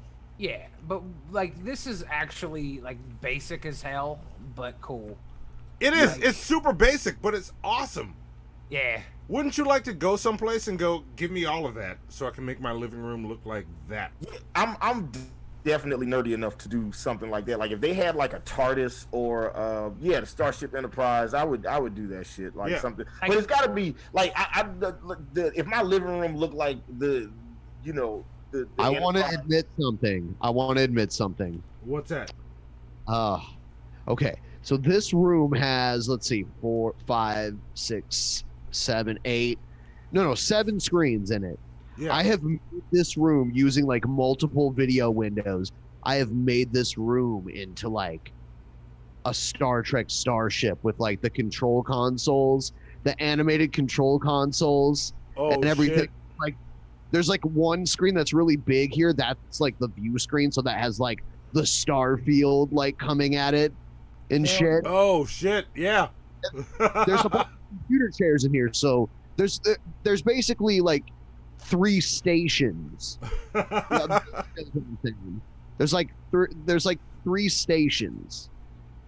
Yeah. Damn. So I've always wondered about your setup over there. Yeah, I would do that. To I would answer totally low do energy videos, he says I'd be down for a Babylon 5 one. I am actually, thanks to Penultima, I am rewatching Babylon 5 right now because I haven't seen it in 1,000 years. I think I'm gonna take this. I'm gonna take this article and I'm gonna re-release it, and I'm gonna have another option where it's the Pornhub black casting couch room. There you go. Oh yeah. Oh, like any of the sets from Black, the Jules Jordan stuff. Jules Jordan always has really good backdrops for his movies. I mean, not that I watch porn like that, but you know. Hey, know your porn people. And also, Penultima, since you're in the chat, the reason we picked Penultima is top tier shithead as far as plunger points goes. So I just picked the shithead with the most plunger points for the cold opening. So let's say you were a cam girl with jaundice, right?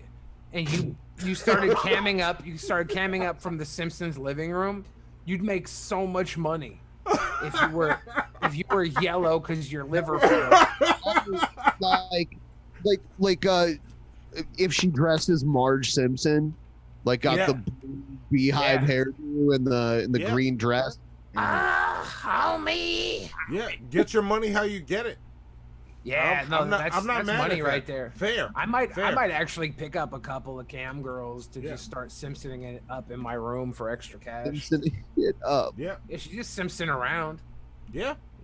I'm gonna call fair. This is a fair foul, and you actually set me up for the next one, which actually I'm realizing I should have sent to Hannibal as a fair foul, because it's really not important shit, but it's something that happened with a Florida high school teacher, and Florida people. Florida, man. A mom is outraged after this teacher allegedly wrote on her son's what was it? Her son's homework. She wrote the words, "WTF is this?" Absolutely no credit. That's basically the story. Is that fair or foul for a teacher to do that? It's allegedly. We don't know for sure, but it's somebody in Florida, so we do kind of know. If the work was that bad, like, good. For the teacher to write WTF? So first off, what if the test was to name the days of the week, and all he wrote was Saturday, Sunday, Monday, Tuesday, and then she wrote Wednesday, Thursday, Friday. This. Yeah. See that? Might have been doing the days of the week test. You don't know. Don't just presume. Or at least if I was a teacher, that's the lie I would say to get my ass out of it. Nope. So, I would just say, he's moving again. Monty is motionful. Yay. I would just say, did you read the paper? Your son's dumber than dog shit. So what the fuck is Right. Thanks for subscribing. I love the perfectly timed sound bits, as you finish talking and then the sound comes in, and it's it's awesome. I love it. This is an active show. People keep doing shit. I absolutely don't have an issue with it if a teacher if it was my kid, of which I have zero. So I have no perception in parental matters. But if it was my kid, if it was little Hannibal and a teacher had wrote WTF is this on the paper, I would laugh and then be like, boy, what's your problem? Why you can't get this shit right? Yeah. Here's my take on it. So we understand that WTF and other things similar to it, like OMG and all of those things. Mm-hmm. We understand that they're acronyms that stand for something. I mean, there was even a point, I've heard people say the origins of the F word are an acronym for fornication under carnal knowledge or something like that. Fornication under command of the king. At this point, WTF is almost like a new word. It's used. I mean, I realize it has more vulgar connotations, but I think it's kind of a way of abbreviating a more vulgar word and isn't quite as vulgar as the actual F word. Yeah. It's a less vulgar replacement for it. Yeah. I don't know. It's like those people that write, instead of writing LMAO, they write LMBO. That could be, those people could be a What's Eating Hannibal right there, just in and of themselves. G-Man does that. G-Man does really? that. Yes. Hannibal, do more G-search. I kind of like LMBO because then I can tell everybody that I got a Lambo. Oh, look, whenever I'm picking up customers and they'll be like, hey, the app says you're here, but I don't see you. I said, what kind of car are you in? I said, I'm in a purple Lamborghini. And they'd be like, oh, the app says you're in a Nissan Sentra. I said, oh, right, I left the purple Lambo at home. Oh, yeah, my bad. Right. Also, why'd you ask me if you knew what car I was in? Yeah. So, look, I'm a total asshole to customers until they get in the car. As soon as they get in the car, I'm good. But when they ask, I have a firm belief. If you ask a dumbass question, I'm gonna give you a dumbass response, just point blank. I don't believe there are such thing as dumb questions. Yes, there are. Just dumb people. Yes, they're both. They're dumb questions and dumb people. Dumb people ask dumbass questions. True. Smart people don't ask dumbass questions though. They don't ask as many dumbass questions. I've never asked a dumb question because I don't care enough to ask questions. So there's that. Monty, something crazy is going on with the camera right now. Is it? What's it Holy doing? shit, dude. The fucking Mountain Dew amp game fuel is making me hallucinate. I'm hyped up on Mountain Dew Game Fuel. Yeah, I see. Dude, Hang on. this shit kicking. Yeah, I'm gonna try something. Mountain Dew Amp Game Fuel. You know, what's that one? The Berry Blast. See, Get a berry blast of these lips. there you go. Plug it in. I loan this. Cherry Look, Chuck. I'm gonna tell you something. I loan this shit to R&D for. Yeah. Wait. I might be back. I loan this shit to R&D to film some shit, and you see what happens when it comes back. R&D. I hope you watch this far into the show. R&D rarely does, but this is what happens. See, this is why you don't loan people your shit. You know what I'm saying? It's just fucking. It'll get right and it'll just disappear. It's just. It's good. You know what I'm saying? So we fucking Camera disappear. Yeah. I think we're good now. I loan my stuff to people when I want an excuse to buy something new. I'm like, oh yeah, you could borrow that. Oh, it's not back yet. I better go get the new Xbox. Then if they break it, you can be like, you broke my shit. What the fuck? Yeah, and then I get the new stuff, and I don't ask for any money. I just guilt them about it. So then they subliminally start buying me stuff because they feel bad for me. Yeah, it's awesome. I love being a sociopath. Yeah, it's brilliant. I love being a sociopath. Yeah, it's brilliant. That needs to be a new quote meme. Does anybody else see their neighbors' Amazon packages and just take those shits? No, because I don't do that. What's the next story, Monty? If your neighbor's mail gets delivered to your house during Christmas, and it's like an obvious Amazon package, isn't it in the Christmas spirit to open the package and see if it's worth taking anyways? Yeah, if it's delivered to your address, right? Yeah, temptation. But no, I live in this, like where I live, we have package thieves, so we all watch each other's porches. So no, see, I don't package thief, but if somebody's package gets on my porch instead of theirs, and I have to look and see if it's something cool.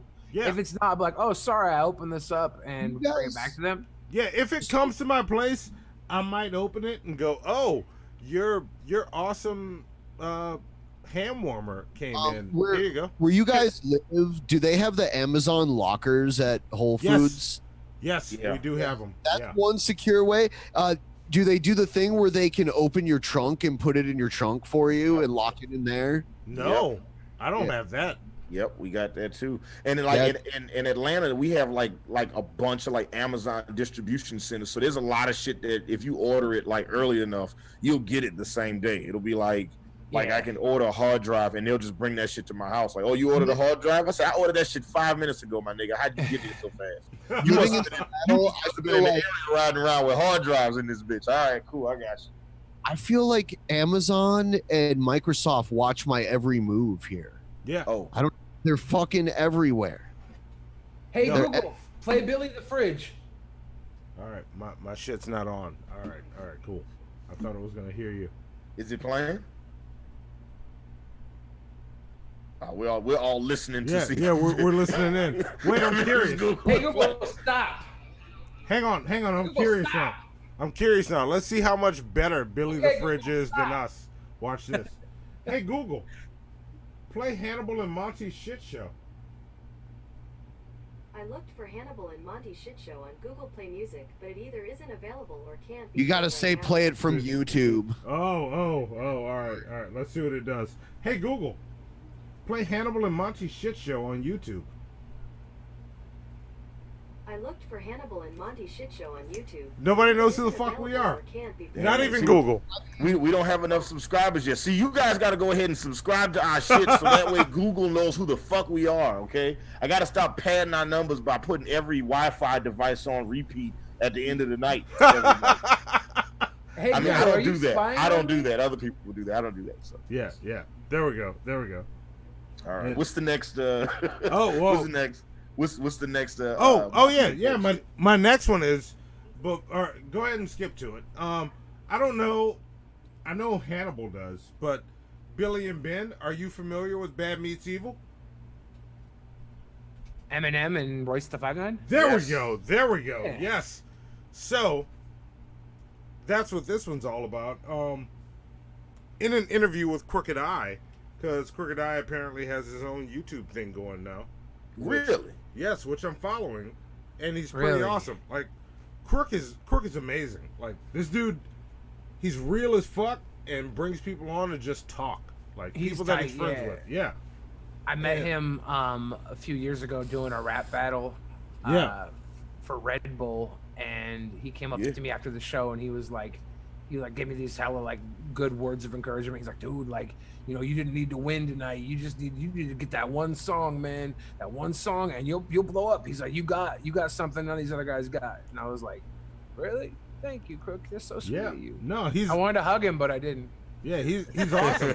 And look, Crook, if you're watching, come on the shit show. We would love to have you because I want to talk some shit with you.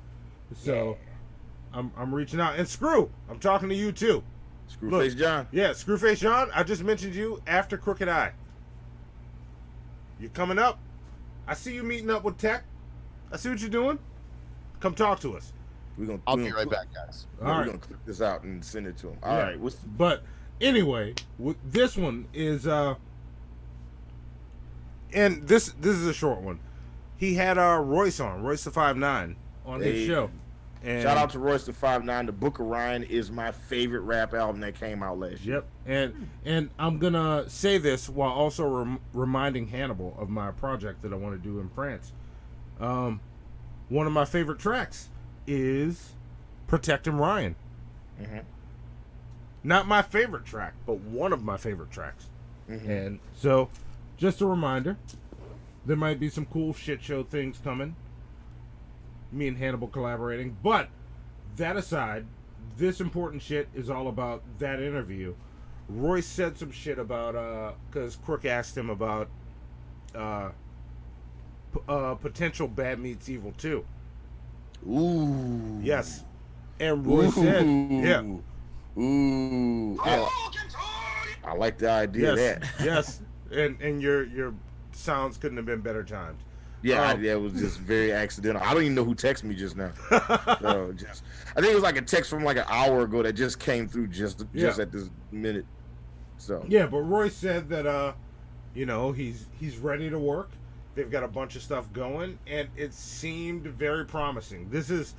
Which is why I didn't put this in any description stuff, but I'm excited, which is why it's the penultimate, shit show story. I'm excited about a Bad Meets Evil 2. Royce says that they've got stuff recorded already, but just waiting for the time. So, to me, that kind of sounds like you don't say that shit in an interview. Unless you know it. Unless something's about to happen. Okay. Yeah. So, I'm excited for a Bad Meets Evil 2. Like, if you look at the screen in the middle, a sped up version of Fastlane is playing, which was my favorite track from Bad Meets Evil. Yeah, I was not a huge fan of that album. I'm not really. It's normally I like rapidy rap albums. Yeah. But I didn't. And Eminem is rapping his ass off. Royce the 5'9" is rapping his ass off, and it's a great album. It's one of the best albums that I didn't enjoy listening to at all. All right. Before I respond to you, Billy the Fridge, did you hear this album? I did not soak it in. All right, but you heard it. I've heard pieces of it, yeah. You probably feel about the same as Hannibal, I'm guessing. I don't think I feel enough about it to feel about it. 'Cause I had really just heard. Well, even with that, I'm going to tell both of you this: go back and listen to this song. The video is playing right now, Fastlane. Yeah. Listen to this song and pay attention to the rhyme scheme and who's saying it. How the rhyme scheme transfers from person to person and how fucking random it is. Yeah. How well thought out this fucking song is. This Eminem and Royce together, are fucking mind blowing. Oh no, not just on a surface level, but on a deeper level. This song is the example of it. Hey, Monty. Yeah. Jesus is Lord says he's gonna pray that God heals your potty mouth. Oh. Well, goddamn. What's so potty about my fucking mouth? Gosh Jesus darn, Lord. we're just funning around. Listen, chat, I'm so sorry that I haven't been paying attention to you this whole show. But it's much like the Carrie Means episode. We had DP here with us, and we got lost in the excitement, and I'm sorry, y'all are part of the show. Billy, you're a sweet boy. Can you apologize to the chat for me also? Chat, Monty loves to use cuss words, but he doesn't. Not for the cuss words, but for me not paying attention to them. I don't give a fuck about the cuss words. I want to see where this apology goes. Chat, Monty loves to use cuss words, but he doesn't think about how baby all you little kids are. So when he uses those adult words around you little babies and you want to cry about it, you can get yourself a handana and wipe those tears away. There you go. Otherwise, grow the fuck up. Yeah. We're doing a show here. We're not going to talk to every one of you. We'll get to you when time permits. Yeah. Okay? And Okay, listen, little babies? Yeah, and listen, Jesus is Lord, you just earned yourself -10 plunger points. Enjoy that. Write that down. Yeah, you owe us points, son. Oh, that is hilarious. He'll be the Jesus Lord be the first person to have negative plunger points. Actually, you know what? How many people are in the chat? How many people in the room right now? 137 people watching. A round of plunger points for everybody on Jesus is Lord. Look, write that down. Write plunger points for everybody on the stream. Write it on the sheet. At the cost of Jesus is And Lord. the time is 10:05. At 10:05. 103,070 points are gone. Yep. There you go. Billy the Fridge has spoken. Zoe is writing it down. Now I have to. Now I don't have that power. Oh, you do have that power. You can give out plunger points, Billy the Fridge. No man should have so much power. No, you're our guest on the shit show. You can give the shitheads plunger points. This is the, and listen, you and Ben have not been talking to the other hosts of this show. That's why I apologize to him. Like, you can give plunger points. So write that down. A plunger point for everybody at 10:05. Everybody that was here at 10:05, I'm going to look back at this and add them. Or I'm going to make Hannibal do it. But then we got to take 10 away from Jesus is Lord for every person you add them to, too. Oh, that's written down. There you go. Okay. Because he's buying a round of plunger points. And look, Jesus is Lord is also asking, Monty, who told you were black?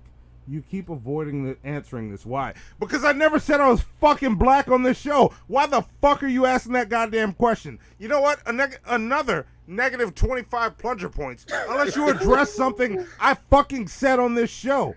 It's like, us with the bow, you get the horns. Yes, write that down. He keeps giving him negative plunger points. It's like when you talk back to your mom and say, you know what? That's another 2 weeks of punishment. Yes, right there. Yes. And she never gives you the punishment, but you're gonna lose those goddamn plunger points. Those meaningless things that we give away on the shit show. Everybody here knows they're useless and worthless, but people have a lot of them, so earn them up. But that being said, let's keep this shit going. Jesus is Lord, stay in the chat. I love you. I like to fuck with you. But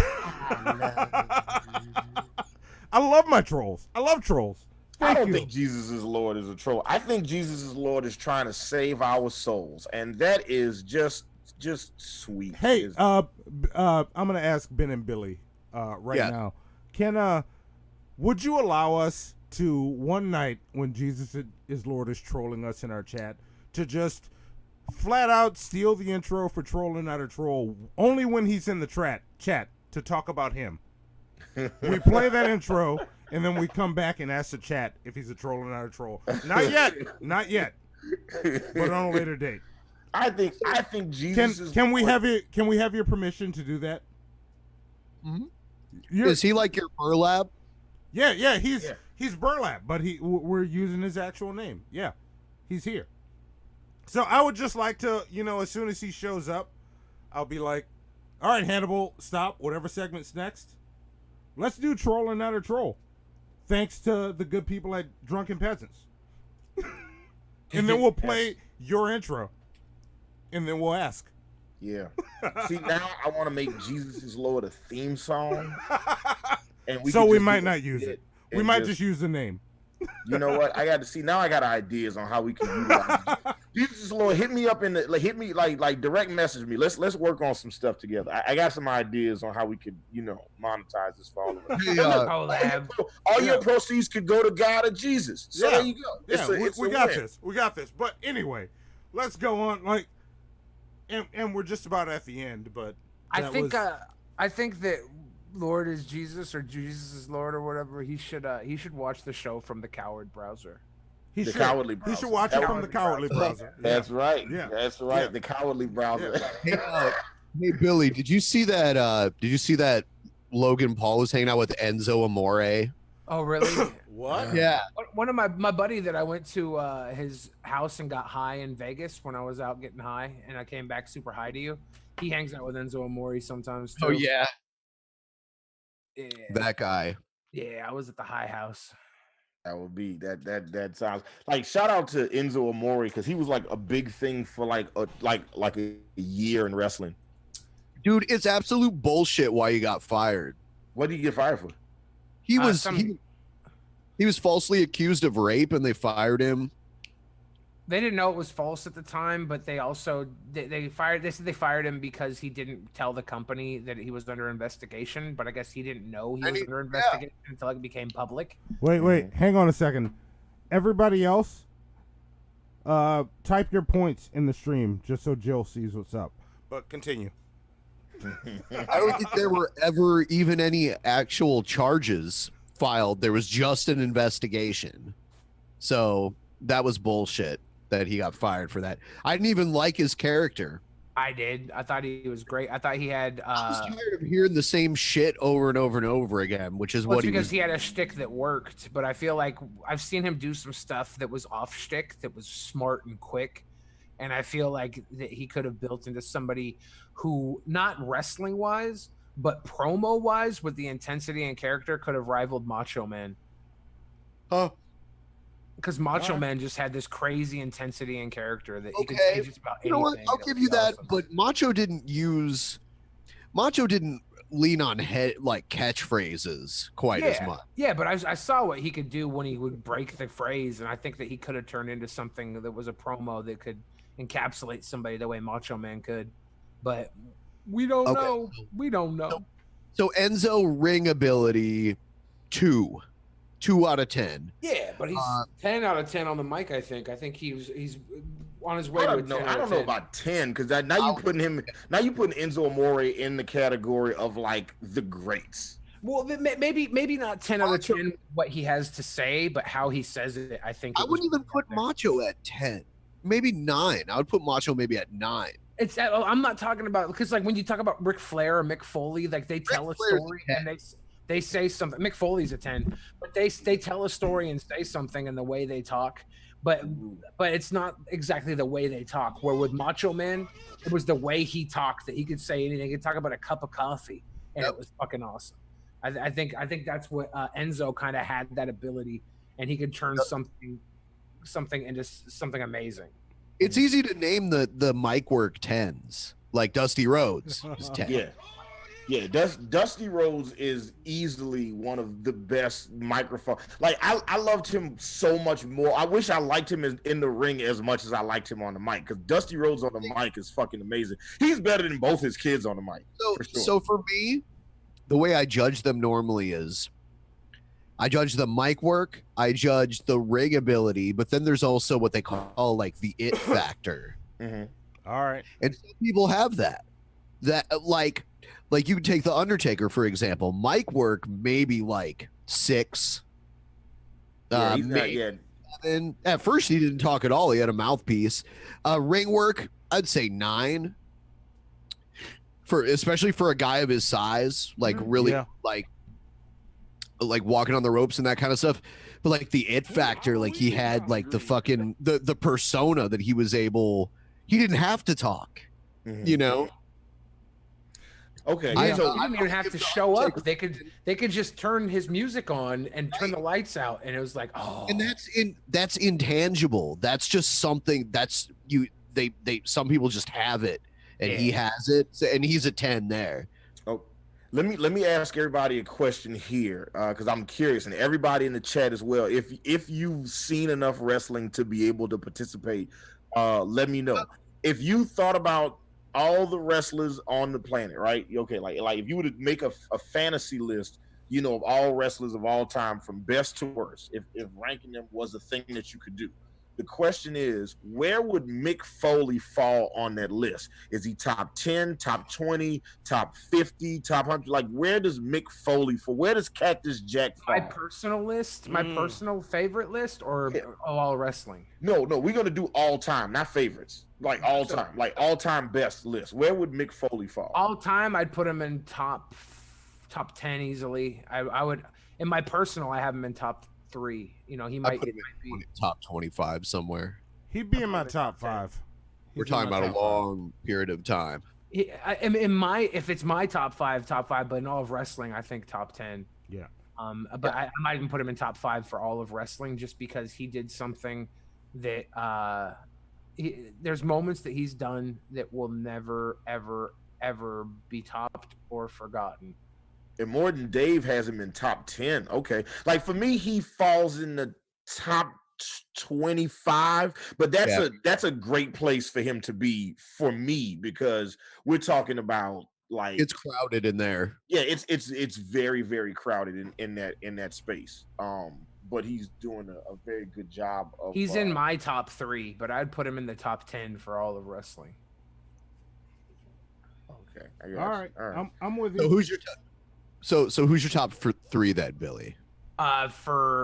Ooh, I didn't think about this. We could do literally a whole show just on this. Matter of fact, we need to do a wrestling show, like a wrestling kind of ranking. Yeah, we do. I think my top 3 is probably Daniel Bryan, Mick Foley, and then Vader. Really? Yeah. Okay. I don't know. I'm not. Here's the thing. I'm not mad at that list. It's a very interesting list. Okay. Ben, who's your top 3? These are my top 3 favorites. You doing favorites or best? Yeah.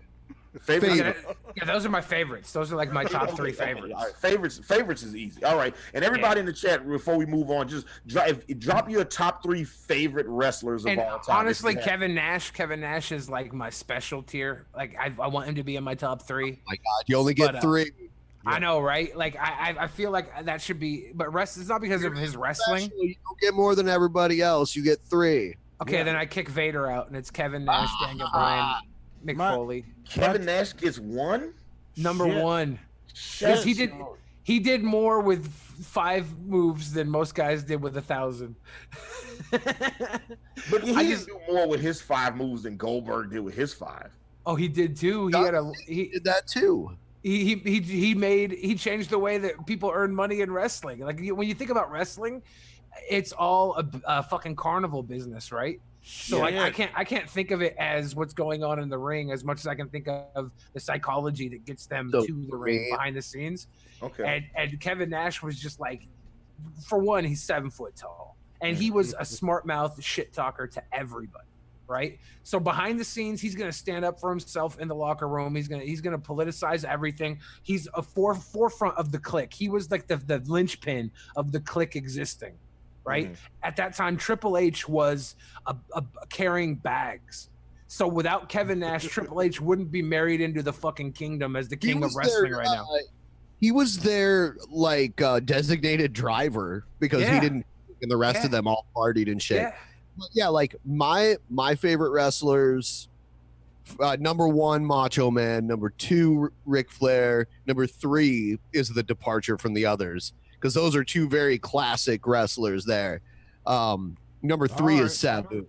Damn. Ooh. So here's what's funny. My top 3 favorite wrestlers all time. Number 1 is the ECW version of Rob Van Dam.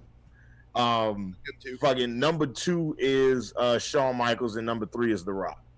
It's The Rock as a bad guy, not The Rock as a good guy. I think he's a much better heel than he was a face. All right. I like the original Sheik a lot, and I like there's so many people from like even that I got into that were around before I was born too that I like, or like I was too young to even know who they were. Like Bruiser Brody, I watch a lot of his shit, and like I was pretty young when he died, so Monty, before you get into your top Yeah. 3, I want to read some of the shitheads. Well, wait. Before you do that, I want to say something to the shitheads.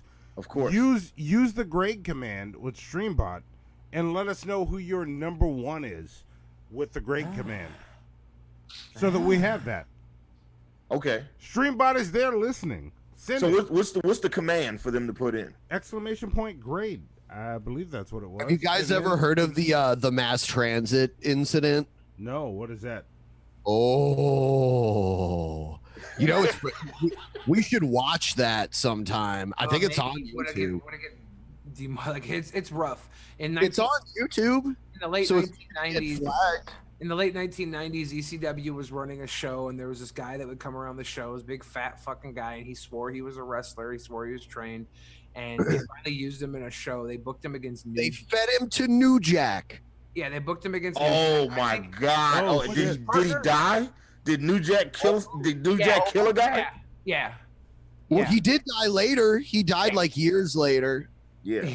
But I think there was complications. New Jack fucked him up so Yeah, bad. New Jack was listen, when I used to watch ECW back in the day, and the first fight I saw in ECW was like the Eliminators were the tag team champions, and they beat the piss out of somebody in seconds. They hit him with total elimination, which to date is my favorite tag team finishing move of all time. And then they call out the gangsters. And then New Jack and Mustafa come out to Natural Born Killers from NWA, and these motherfuckers had a street fight. I'm talking steel chairs and tacks and light bulbs, and it was just bloody. They were fighting all in the audience in the parking lot. And at a certain point, I was like, okay, this shit is not scripted. Somebody is hurt right now. Like, somebody is dying, and I was terrified of them. I was like, wait a minute, wrestling isn't real. So what's happening? Because So New Jack cut the shit out of this guy, like cut him all the way down to his skull. Like his forehead was split open, and you could see his skull. And it ended up turning out that the guy was only like 16 or 17? Yeah. Yeah. Shut up. And he lied about his age. He was a really big guy. But he was only like 16 or 17. New Jack beat the shit out of this dude, like for real. But I think the guy told New Jack to like go hard on him or something. Well, he told New Jack that he was trained deathmatch and everything, and he was fucking up in the ring. And when you fuck up in the ring, especially in 1990s ECW, you get something called a receipt, right? Yeah. If you fuck up, they give you a receipt for your fuck up, and that is an equal or more damaging fuck up, because if you continually fuck up in a wrestling ring, you're gonna hurt somebody not trying to hurt somebody because you suck. So they try and hurt you to wake you the fuck up and say, get the fuck out of the ring or smarten the fuck up, right? So your receipt is to try and keep you from hurting somebody and being stupid because you've done something stupid. Some of the guys were probably high out of their mind, on drugs, drunk. I don't know if that's New Jack or not. But in the 90s, you'd get a lot of guys giving these receipts that were brutal. I like that Billy was like, some of these guys were high on drugs. Yeah. So some of the, you know what I'm saying? It wasn't some of those guys. Yeah. Especially the ECW guys. Yeah. Like Sandman for sure was not. Raven was not fighting sober at all. Well, Raven maybe. He might have just played a good character, but like.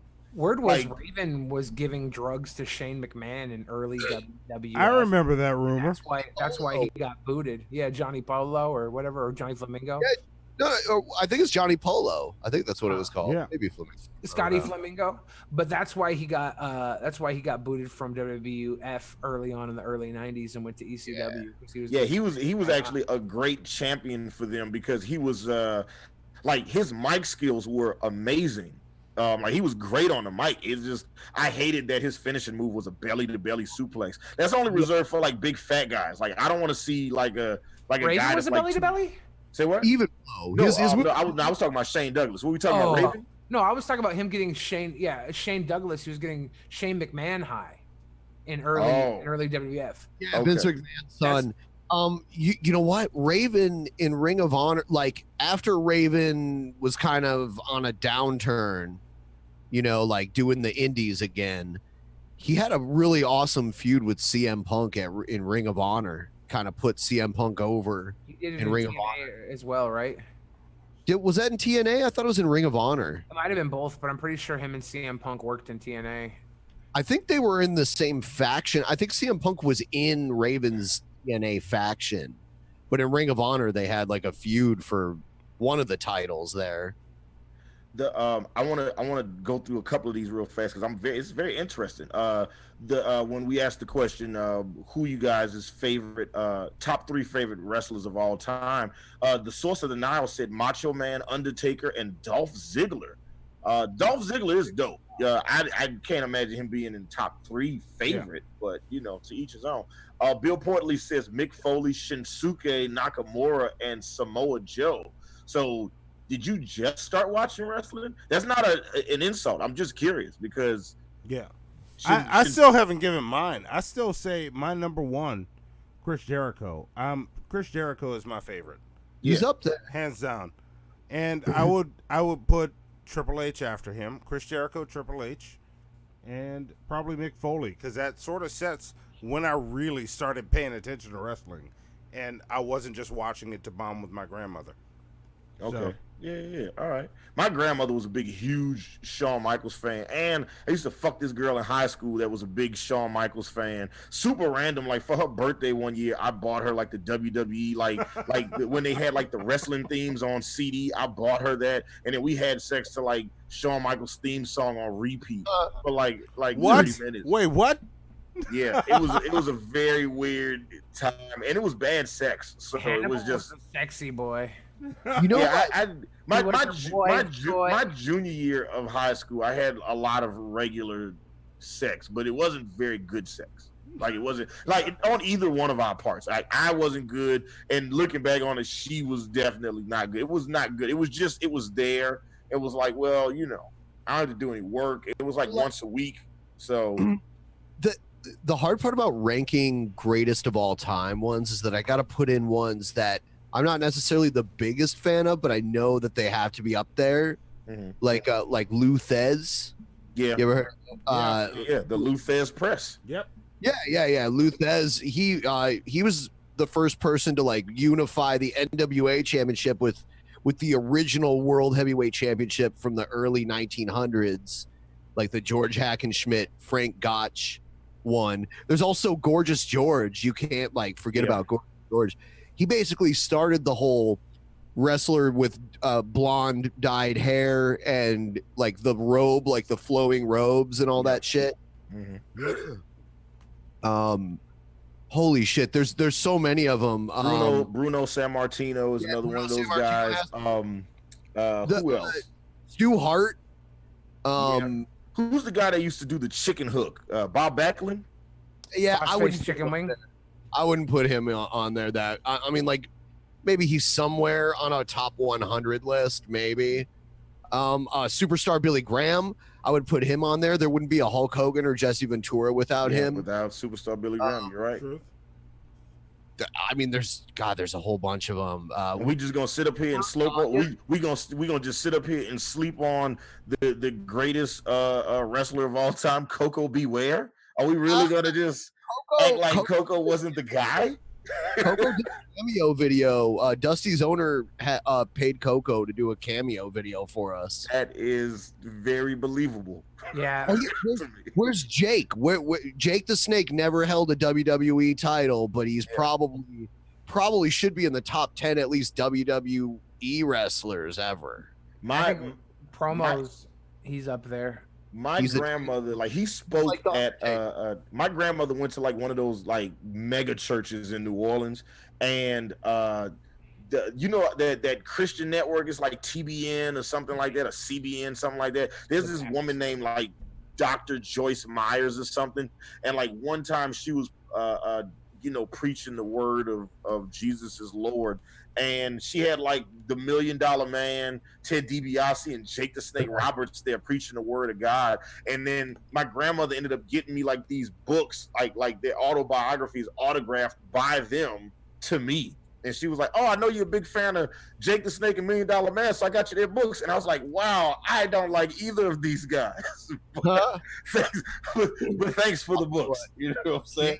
No, and it was cool though. It was cool. Most wrestlers in the 80s, especially a lot of the baby faces, were like, let me tell you something. Like they were amped up and they were loud. And Jake was one of the exceptions where he got quieter. Yeah. Like his promo was always like quieter. Take it down. Take it down. Yeah, but he would get like huge pops. Man, one of the best matches. It's crazy because it's so weird how it's a good match because it should be terrible, but there was a feud back in the day. There was the model Rick Martel who used to spray perfume all over everything. Yeah.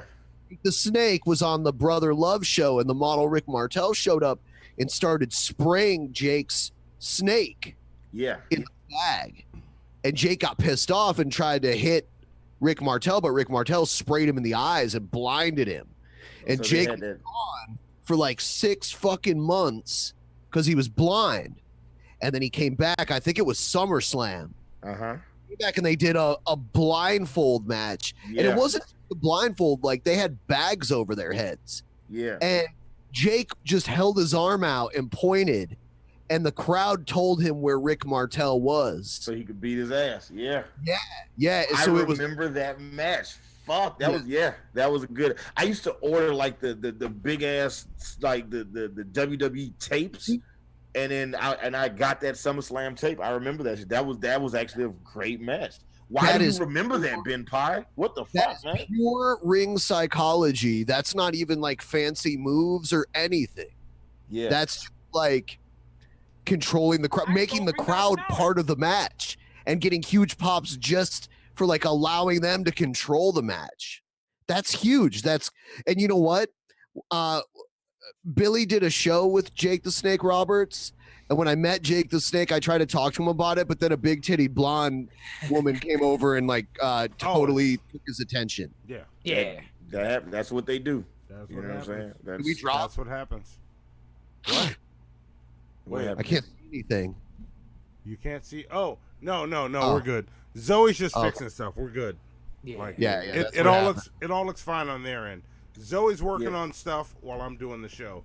Like I'll occasionally mute and say things to Zoe, and then I the just screen will keep talking so the way that he's not. Lord Jamarcus said Undertaker, Stone Cold, and The Rock. So you started watching wrestling during the Attitude Era, and that's. I mean, I'd respect that list. Juggalo B says, or is it Juggalo 5?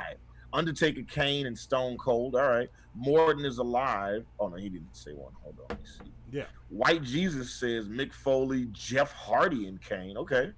Adam E says Goldberg, Andy Kaufman, and New Jack. Okay. Here's the thing that we need to create a definitive list. We have to decide which factors make someone a good professional wrestler. Mm-hmm. I mean, like, you could make it as easy as 3 factors, but really, like, there's even more. There's like the impact you had on the business. There's like the longevity that you had. Mm-hmm. I mean, there's so much that you could factor it in, and then you have to score each one and come up with some kind of cumulative score to really do that. Yeah. You're right. Because a lot of my favorite wrestlers, like I was a big Hogan fan.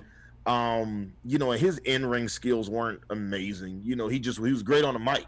He had a great shtick that they he had the look too. He looked like a superhero because he was all roided up. He looked like a real life.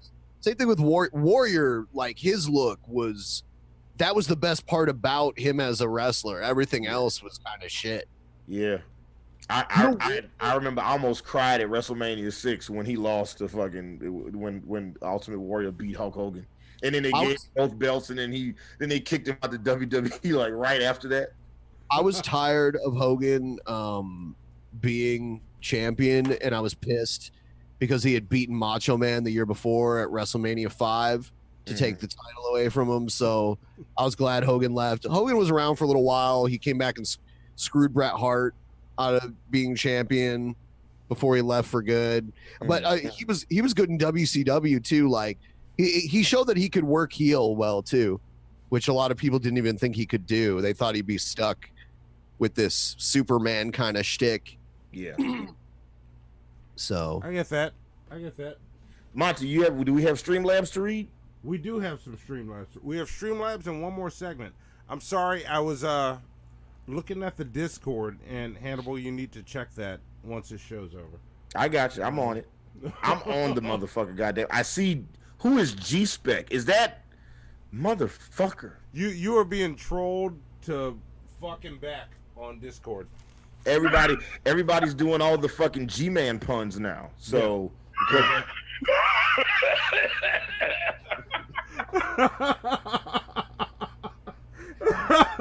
Everyone has changed their name to something with a G in it.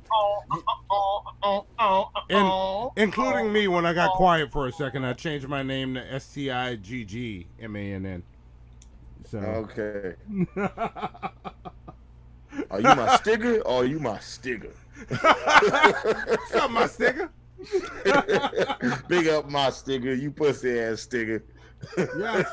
Because I'm that Stigger. I'm sorry. All right, go ahead. All right. There what we you go. got? They're coming up. Wait, do we have it? Lord Jamarcus. Yeah, that's how he wrote it. I think I read this already, didn't I? Still have not hope that you will break out the... I paused it. The Wince Rhymes segment for... Oh, Wince Rhymes. Nice. Oh, right. Wince Rhymes. No, that would have happened earlier. We should have. Yeah, we debated about whether or not we should do a fake cringe rap, and it was like, nah, because that normally happens later in the show. So we wanted to do like the bits that happened earlier in the show. I think the only way you could do that is if you played one of my videos for it. Well, no, we intentionally planned it so that we had part of a Gale video, because we don't know. We did a Gale video the first time we did the Ultra Perspective. We came back and I was like, all right, I gotta see more. And then I found something crazier than what we saw in there. So I'm like, I gotta show this to Hannibal because he's not gonna watch it. You want to watch Brent Spiner's Rape, the movie? Oh shit.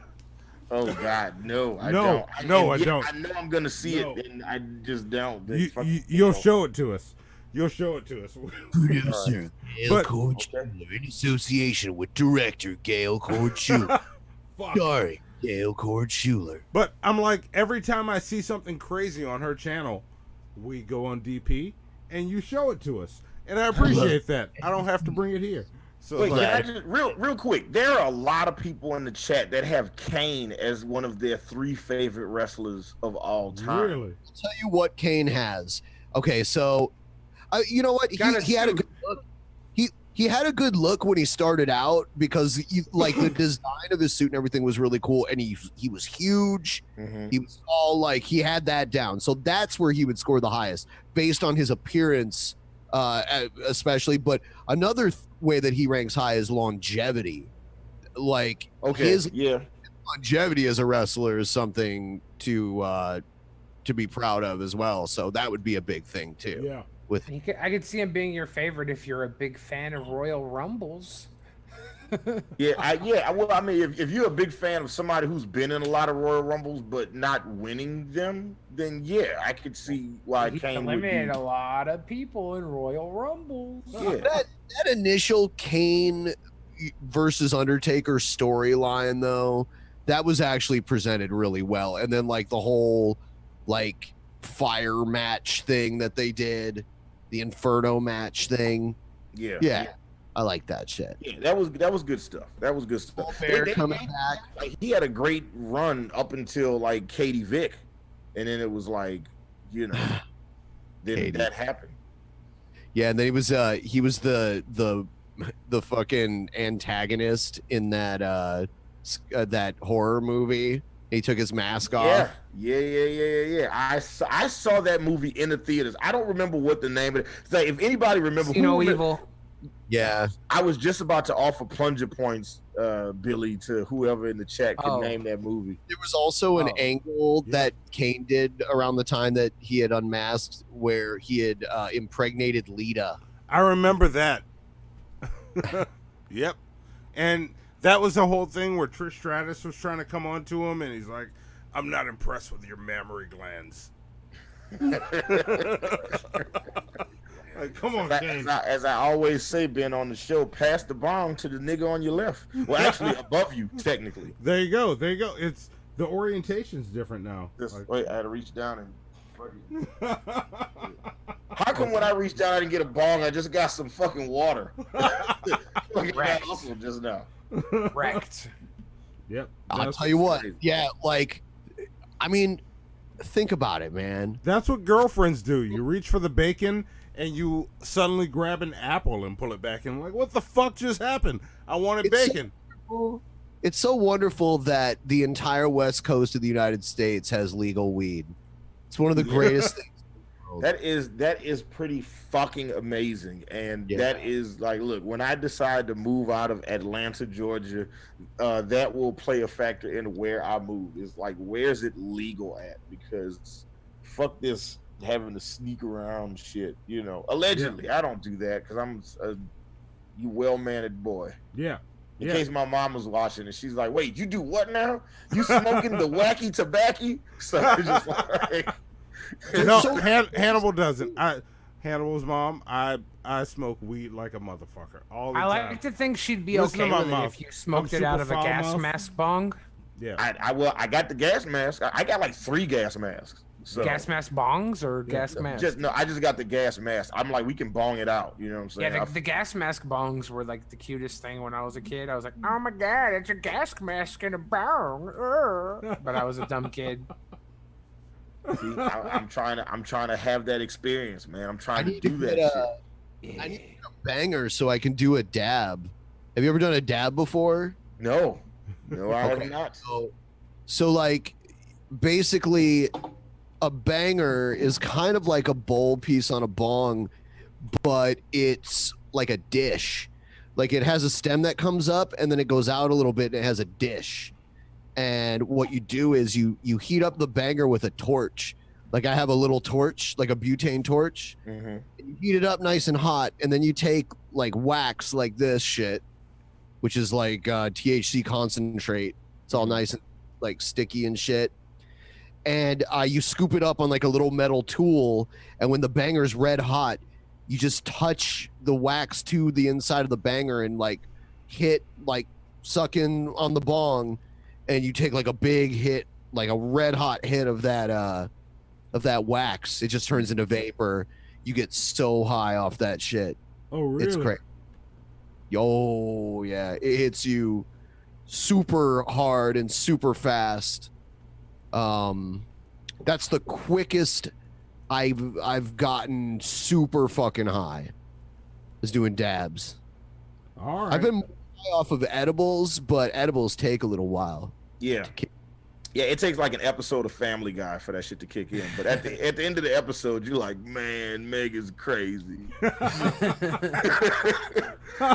was weird. When I get high, I turn into like the classic like TV stoner high. Like, you know, when they like over exaggerate like high people.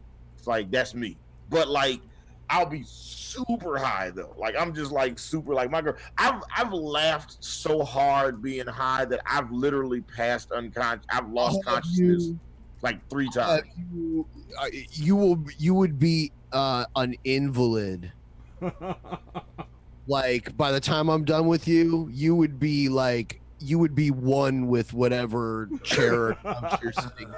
Shit.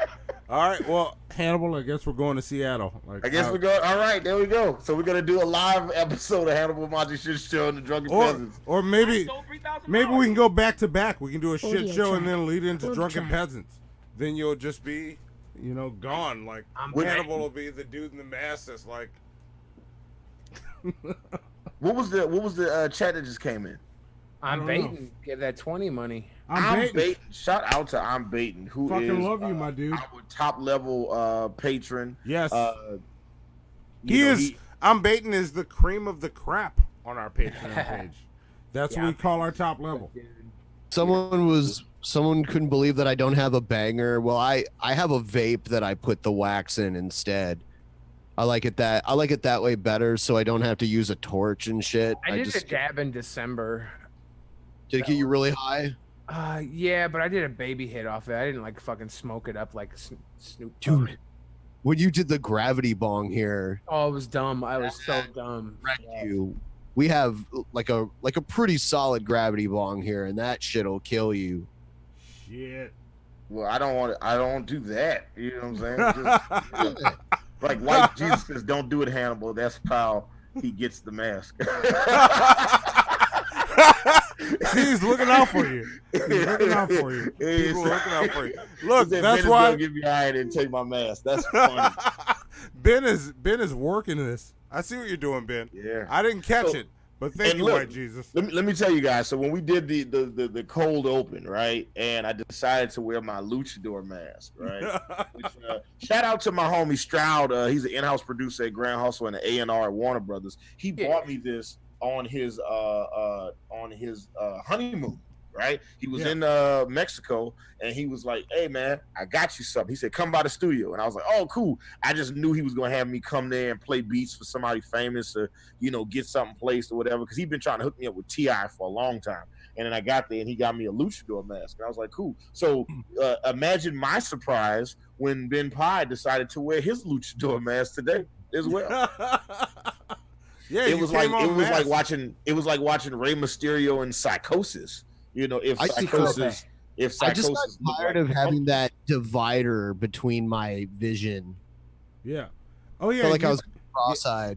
Yeah, you don't have to worry about the shit tonight. You can just be on. Yeah. Every once in a while, I have to take off my bandana to let my scalp breathe. Wait, your what? My what? bandana. I don't know what that is. What is that? Oh, it's this thing I'm wearing on my head. It's a bandana. Oh, we call it bendanas. Yeah. No wonder the South is so backwards. Yes. All right, we got one more segment, guys, and then that is the end of the greatest crossover episode in podcast history. If there's a better crossover of two shows coming together at one time, please drop it in the chat so I can take away y'all plunger points. I mean, so I can check it out.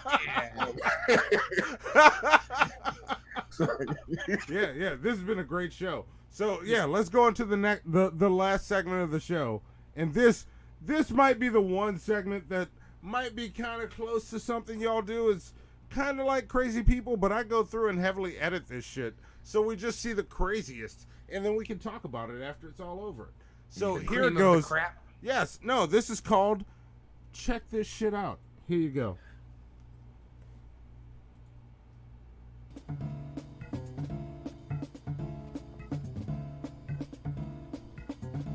Hannibal and Monty's Shit Show presents.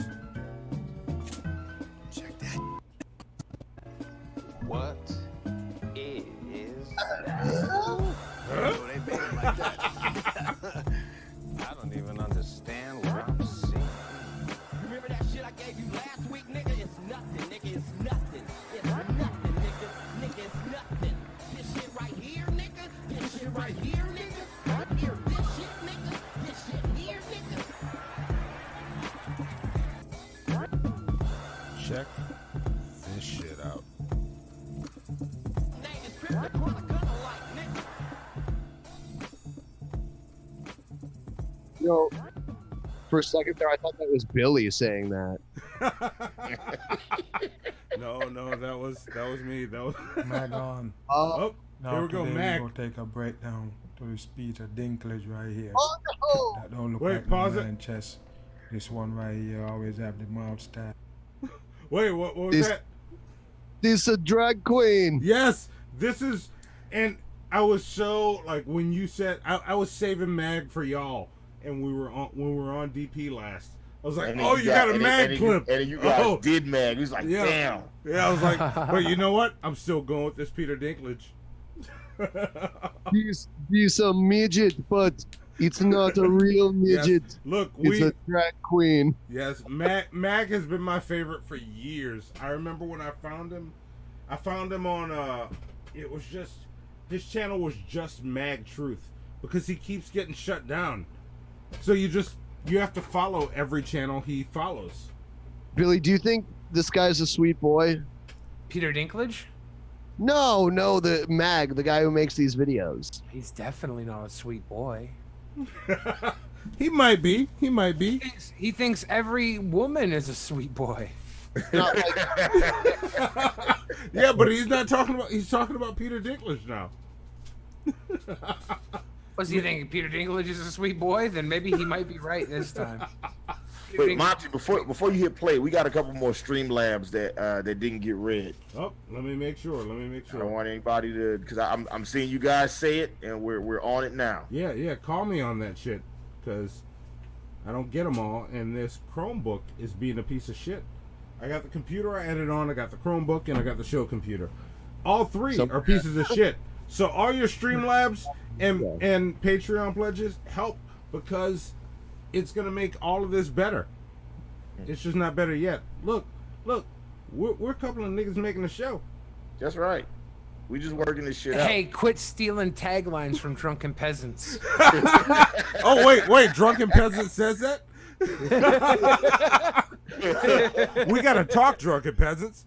I thought that bit was for the cold open. No, you're a sweet boy.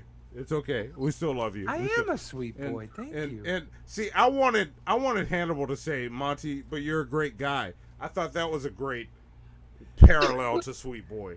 I could be a great guy. I said, what did I say? Well-mannered boy. Yes. Well-mannered boy. Yeah. There you go. I was like, great guy is a great parallel to sweet boy. No, because I wanted it to be like, it's obviously a ripoff. You know what I'm saying? But like, it's like they did just enough work but then didn't. You know what I'm saying? That's what I wanted to do. It's like look, there's a lot of shows that get away with ripping off. You know, so it's just all right. You know. I'm gonna do it this way because this Chromebook's being weird. Zoe, get me the Streamlabs that just came in, please. Mixing weed with Mountain Dew. Up here. Just look up there. Which is legal in the state of Washington. Mixing weed with Mountain Dew Amp Game Fuel is like, it's like DMT times a billion, and I am now on another plane of existence. I have transitioned into another form of being now. I am no longer Ben Pie. I am now the supreme gamer. I've become the greatest gamer of all time. You are Ben the ultimate. I don't even need to play games anymore. I just exist as the physical manifest. Ben has become the game genie. Yes. Ben has become the code. Yeah. Oh, that's some villain shit. Ben, can I make a comic book villain in Century that looks exactly like you that's called the Code? Yes. Okay, that's gonna happen. We're gonna do that. That's happening. Yes, Muffin Blob. I will do whatever you say. Also, shout out to our new subscribers. I see Morgan, Bazooka Jill, and Christian Wilkinson. So thank you guys for thank all of you guys for subscribing, and thank you everybody for watching and liking the show. This show is. I mean, we still got the check this shit out with Peter fucking Dinklage. Yeah, let's figure out what's up with Peter Dinklage. Let's let this play. Gotta get those Streamlabs though. Yeah, I'm gonna get them before we end. Zoe's writing them down. She is processing. So let's go into Peter Dinklage, and before the show ends, I will read. There was only like 2 or 3, I think. So I'll read those, and then we'll let Birdman take us out of this shit. So here we go. Let's see what Peter Dinklage is all about. Beard on, don't look real. All it is just Hollywood makeup on the masses. That's all it is. No doubt about it. That you could see him right here in the so-called Naked and Afraid. Why they don't have this TV show on TV? This don't make no goddamn sense. It's a Freemason puppet, 100%. As you can see, the one eye right there behind him, and that M or EM right there for your number 33. No doubt about it. Take a look at this one. They give him awards and everything because he do play a role on the people. That's just what it is. This O right there is for the 6, and that C right there for your number 3. That's the mark of the beast. 3 6s all day of the week. That's all it is. As you can see him right there holding the devil statue, and he playing a role on the masses. Bam! Right there. Take a look at him. Are you kidding me? This one is one of them. A devil puppet doing the one-eye symbol. Behind him, CC for 33, and him flashing the devil horns right there. What you think? satanic to the core. What you think? You do the one-eye symbol right there. That's what my video. I'll shout out to the one-eye guy. Bam! And if you feel like this kid is his, you're in a world of hurt. No doubt about it. This one right here didn't have no kid. All they do is slap a kid on them in Hollywood. Bam! Right here. Like I say, this one right here is not a real person. That's what you're gonna understand. He's just a little They just midget asked a put on kid the out of masses. nowhere to He's follow not real. around. It's not a real person. I don't know. Okay? I don't know. This one right They here just is a pulled one of the robot, kids out of 100%. Pizzagate and let You the see him kid in get that walked Austin by power. Peter Take a Dinklage. look at his Yes. hand right there. Is that a He's real always person? working on getting the No, pause it's button. not. There you He's go. just Hit a it. damn robot. He's just a damn robot. So Peter isn't a gender bender at all. He's a robot. Yeah. Yeah, but that wasn't even Peter Dinklage. All of you, Oh. y'all didn't realize. They Yeah, just went to- he's showing a picture of Vern Troy. He's showing Mini-Me, and he said that Peter Dinklage, he's a robot. Yeah. And look, I didn't edit this out of context. He just jumped from Peter Dinklage to Vern Troyer in one picture. Yeah. This is not dishonestly edited. So you'll see the littleness of his forearms and the bait in his bonds. You can tell by the chains in his fingers. That means that he's really satanic. You can tell by the sixes on his face. Bam! You can like, bro, this dude is bomb with the this big dude belly is man. this dude like it. Mountain Dew amp game fuel. Yeah, Mountain Dew have game fuel. And real quick, I got the Streamlabs that came in right here. I got first was 23 minutes ago. I'm sorry it's been that long. This was Allaglass. I don't know who that is. That but- new. Yes. I saw him in the chat, and he actually had a real cool All right. wrestling list on here too. I'm gonna see if I can find it. Real you fast. you might have gotten it. This is his Streamlabs. My top three wrestlers were Steve Austin, Chris Jericho, Kane, and backstage politics aside, Triple H was really good back in the Attitude Era. Loved seeing his ass kicked as a heel. I love. Okay, I got you. Triple H for was me awesome. Triple H for me was always as good as the person he was fighting. So if he fought somebody that was good, then he was good. See, and I'll challenge you on that. Triple H was good at selling the moment, which made him a great wrestler. Triple H was a great politic player. Yeah, but he was good physically in the ring. At whoever was there, he could take their energy and make it work. It's just like Hannibal. Hannibal could take G-Man and make a fucking hit out of it. He made one major mistake. See him, you know the Clique. So him and Shawn Michaels and Scott Hall and Kevin Nash were the main members of the Clique. Then there was also X-Pac, but yeah. So there was an incident called the Curtain Call, where they all came out even during the kayfabe era, and they all did like a curtain call. They all took a bow together because it was their last match before Scott Hall and Kevin Nash went to WCW. Mm-hmm. So they were leaving, so they weren't going to get punished for it. Shawn Michaels was the champ, so he didn't get punished for it. The only person who, like, I stole $3,000. the only person who got punished was Blade. I love them too. They had him job out to Ultimate Warrior. The Ultimate Warrior beat him in like 10 seconds. Yep, I remember that. It was like a SummerSlam or something, a Survivor Series maybe. Was it WrestleMania? I remember that match because it was WrestleMania. It was like a 12-second match. Yeah, he came out. Or it was short. It was WrestleMania 12, I believe. And that was part of his punishment. He also was supposed to be King of the Ring that year, and they took it away from him, and it went to Stone Cold Steve Austin, and that started the Austin 316 era. So if the hug never happened, we would have never gotten Austin. I think If Triple H is your favorite wrestler, I suggest watching Max Landis's Wrestling Isn't Wrestling, because that's a video out there on YouTube, and it's really interesting because he has a bunch of women play the characters of the wrestlers in it, and he basically, it's like an abridged history of Triple H is basically what it is. Have you seen that, Billy?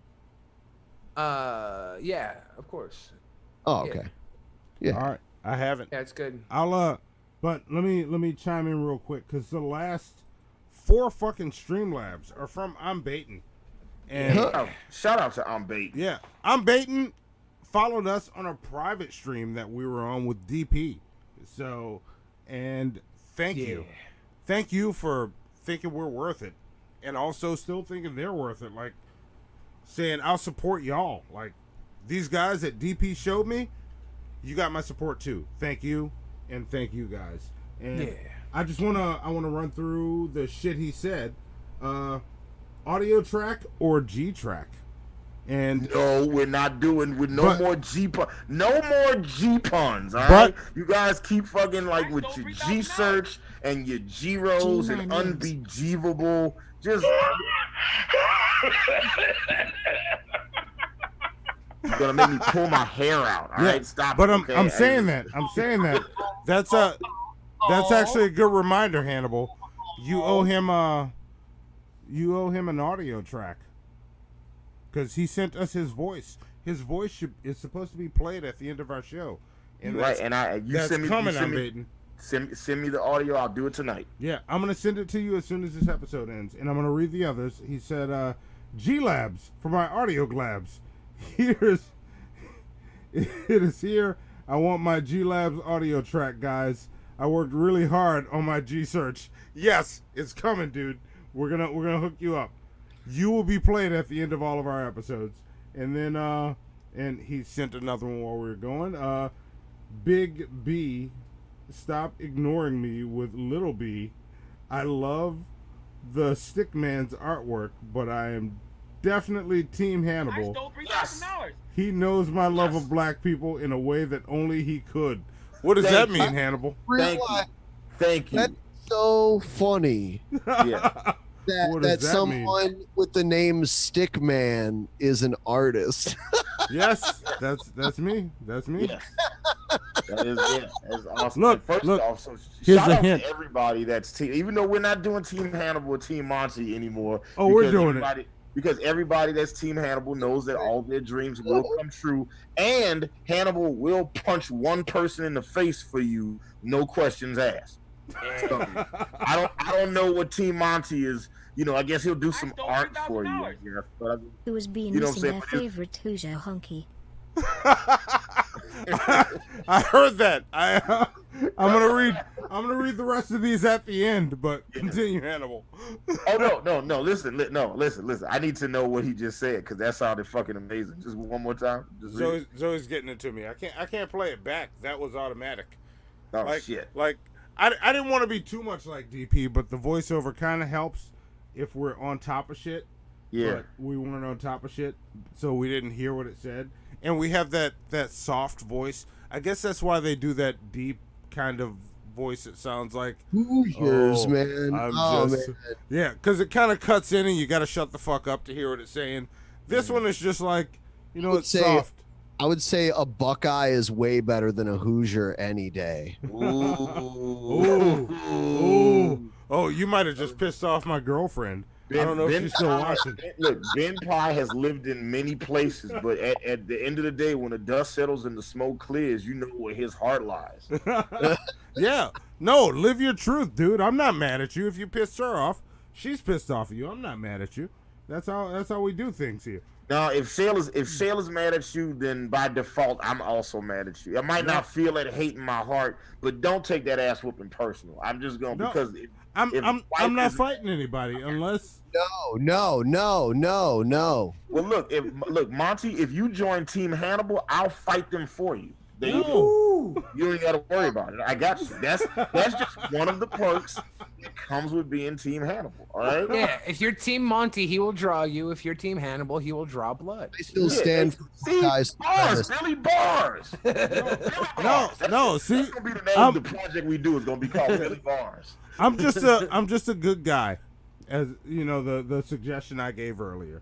I'm a good guy. That's how I roll. You're a well-mannered boy, not me. I'm like T'Challa and Black Panther. My superpower is these hands. All right, what you talking about? Let's do this shit. Fuck somebody up. For extra viewership and more subscribers, I will fuck somebody up. So let's do this shit. You should get involved in one of those crazy YouTuber MMA matches that pop up every now. Yeah, but then that's all Hannibal. That wouldn't be good for them because I've actually tried as a Hannibal. sidebar. You realize what platform we're on right now? Shut the fuck up. Stop. Yeah, well, look, my old one of my old jiu-jitsu coaches, Diego Lima, he just knocked somebody out in Bellator. He's about to be the Bellator welterweight champion again. Ironically, he broke my ankle years ago, and that's why I stopped training. Damn. I mean, he didn't break it all the wrong way and trying to be clever, and then he knew he broke it before I knew he broke it. I didn't realize it was broken until I got home. He knew it instantly. He let go. He was like, "Oh shit, I'm sorry, bro. You need to go to the hospital." And I was like, "What?" I went downstairs. I showered. I put on my clothes. I drove home. You know what I'm saying? And then when I got out the car, I put my foot on the ground. It was like no foot was there. It was just like that shit was just straight shin. I was like, "What the fuck?" And I looked down, and my shit is swollen up to the size of a grapefruit. Yeah, he stuck my shit. You know, Hannibal, they had a bunch of really popular people from YouTube do a bunch of boxing matches in London, and they did it on pay-per-view and made a ton of money. And one of Billy's friends that normally does like MMA stuff did one of the boxing matches. Yeah, I'm trying to figure out which way to point at Ben. Ben is down. He's below. You got it. Yeah, I'm pointing at Ben. Yeah, Listen to Ben. Listen to Ben.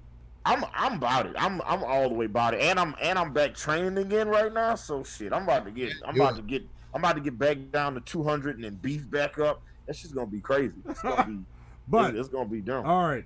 Let's let me get through the rest of these Streamlabs real quick, and then we'll wrap it up. Finish this. Not Vern Troyer video, but you know, Hannibal can fight Brett Keane in his backyard after a Thanksgiving style. Yeah, Brett Keane, challenge Brett Keane right now, Hannibal. You want that smoke with Brett Keane? Brett Keane versus Hannibal the Beat Animal in an amateur MMA match. And look, I promise. Look, I'll be easy. I'll make sure that I wear pads. I'll make sure I wear shin guards and boxing gloves after a Thanksgiving style meal. No, well, it's going to have to. He can't leave his house. He has to have something to grab Orn to. Okay. Orn. Yeah. So it's got to be in his backyard. Yes. And before the fight, his beautiful wife Dorn is gonna make a Thanksgiving mac and cheese. Well, like a whole a Thanksgiving style meal with turkey and all that shit. So you're gonna eat all that shit and stuff your belly, and then have a brutal no holds barred contest of strength. Ooh, yeah. Okay. So I might whip his ass and throw up on him at the same time. At least 3 of my favorite porns start off exactly like that. It's weird. I'm into some different shit.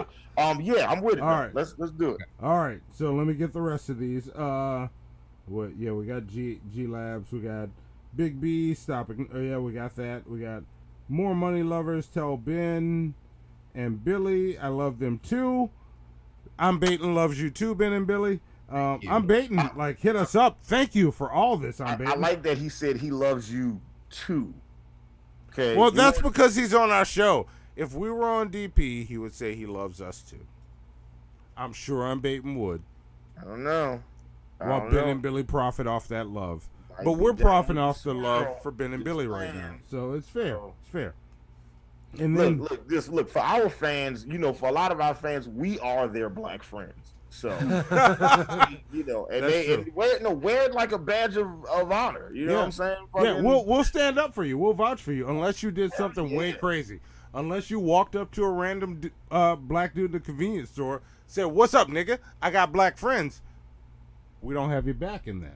Well, no, what I'll do is, so first off, if that ass whooping takes place, you call my phone or you message me online. I can't give y'all my number. I want to give y'all my number, but I just know it would get out of hand. I can't even imagine. But like, you message me, you let me know the situation in real time, okay? Yeah. And then if I've seen that black person at the black person meetings that we have every week, I will explain to them how you deserve a pass. Yeah, okay? yeah. So you can get a pass. But here's the thing with that pass, you only get the one. All right, it's like, so once they give you the pass, it's like, you know, you get, you know, it's like there's a brand that goes on you. It's not like a real brand. It's not like a fucking cattle prod, but it's like other black people are gonna know that we gave you a pass one time for saying the N-word to other black people. Yeah. So after that, if you get your ass whipped, I can't help you. Yeah. But the first time though, I will pull you out of the fire. Hashtag Team Hannibal. Hulk Hogan already used his pass once. Dog the Bounty Hunter had used his pass once. Yeah. That's why they took such a big beating. Yeah. And look, even I could step in. I'd have to use all my pull that I've built up over the past 40 fucking years. Like, I'd have to use all of it, but I could save Hulk Hogan. I'd have no more pull though. Like, Hannibal knows they would take it all from me. If I was like, look, let's just give it back like, to Hogan. there's certain situations where it'd be like, there's always like some there's always some celebrity that does some crazy fucked up shit. Like, who was it? Was it like Booker T stood up for Hulk Hogan when he did this shit? Yeah. I think maybe it was Mark Henry. I don't know. So yeah. Oh, you know what? You know, Booker T called Hulk Hogan the N-word. Yeah. Yeah. Oh yeah, I remember that. That was He funny. did. I saw that clip. That clip is hilarious. Standing there, like, Scary Sherry was like, "Oh, what just happened?" Yeah, that shit was awesome. Hulk Hogan, we coming for you. Booker T was just talking like we talk though. Like, how many times have you talked about a white person and called him a nigga? Like, it's like, man, this nigga Billy the Fridge called me up, and he said, and look, you're talking to me. I know Billy the Fridge ain't black, but you know, that's just what it is. It just happens. Or look, this nigga Ben wants us on Drunken Pesants an hour earlier. Listen. Like last summer when Lil Dicky's that's not when Lil Dicky's Freaky Friday was like the biggest song on the planet. Anytime I would like pick up like a group of white kids and that song would come on, they would all get all excited. I would just turn the volume down and say, "So look here, what you not gonna say on Lil Dicky, on Chris Brown's verse, all right? You can say whatever you want. You can say ninja, you can say neighbor, you can say hitter, but what you not gonna say in this motherfucking car?" And it'd be like, and then literally as I'm driving, when that part would come on the song, I would be driving forward, I would turn back and be looking dead at, just driving straight, looking right for like 20 seconds. Everybody's life was in jeopardy. All right, it's like, look, what happens next is on you. How you want to do this? You know what I'm saying? And look, that's the rules. Like, say whatever you're gonna say when you're by yourself, but check with the people around you before you say what you're gonna say. Or don't say it at all, even Or by don't say yourself, it. little sucker. Or don't say it at little all. sucker. Look, I'm not gonna police people's Edit yourself, language when little they're sucker. That's right. It just, you know, it just. Yeah, you know, when I wake up in the morning, I lock myself in my closet and just scream it as loud as I can. And look, Ben. And you know what's funny? When I wake up in the morning, I lock myself in the closet and lay on the floor and just say, "I feel oppressed." But Ben, if you actually did do that, you can do that. But look, if I'm sleeping over, I would ask you, just don't tomorrow morning. Don't tomorrow morning. I don't want to wake up to it. Please, out of respect for me, just don't tomorrow I'll build morning. a special panic room just for it. Yeah, That's run to. And that's all I'm saying. There you go. Make sure I don't know about it, and make sure nobody's recording you.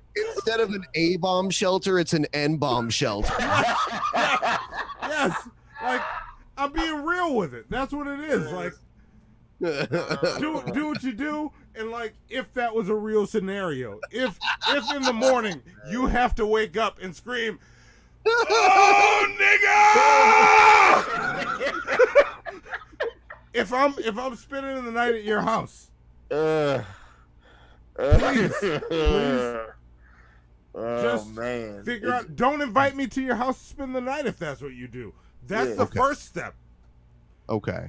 Yeah. But if you can help it, go, all right, Monty spending the night. He can't hear this. I can't do that this morning. There's at least 3 Airbnbs that I moved out of immediately for that exact same reason. Well, that's because it stands. It's Airbnb, the NB, and Airbnb is N-bomb. That's what it is. I was like, it's a weird thing when you sleep in somebody's house and shit. Like, man, she was so nice, and then you 6 in the morning, you hear somebody yell, "Oh, what just happened?" She's just in there watching Roots in reverse just so she can watch Africa. Like, damn. Yeah. Yes. Yeah. Then we get those mornings where we're trying to figure out. She made macaroons. It was wonderful. Yeah, we're trying to figure out how to eat bacon together. When I'm like, what were you talking about? What does that mean? I don't know how to ask. So there you go. There's a PSA from the shit show. We need randomly cued music for PSAs. Like, now I know. And we need the that's racist button back on the soundboard. That's what we need. We do. We don't have that's racist anymore. We still have it. We haven't used it. We haven't figured out how to integrate our soundboard. But we used to have a soundbite, and Keith Man on the Street made himself look really racist by saying racist shit because he was on our previous show. And he's like, wait, do you guys not have the that's racist soundbite? Because I just sound racist when I say racist shit now. Yeah, if you don't have the soundbite, because he was always ready for it. Yeah, he would just say racist shit, waiting for us to play that sound. And he came back on this show, and we didn't have it, but he thought we did. So it's great. We got great moments from it. If we were gonna sing the Little Dicky song with Chris Brown here now, would we say, "What's up? I'm baiting."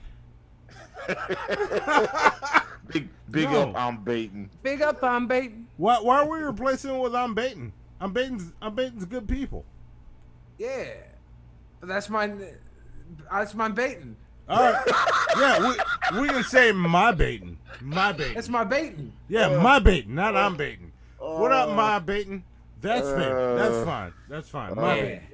Okay. Yeah, my baiting. That's all right. We gotta wrap this show. I'm about to pee on myself. All right. I need to pee as well. Yeah, you got me laughing too much. Gotta read a couple more Streamlabs. Yeah, let me get the rest. Like, I got Dragon in the West, Peter Dinklage.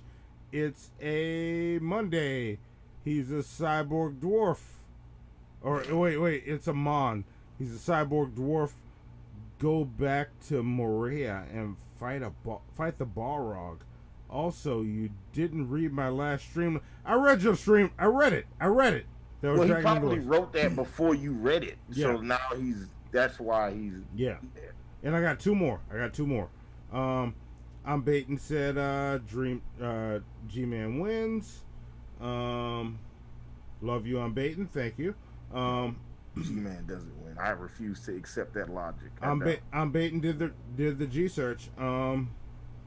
Then there's another one. And we got Who's Your Atheist?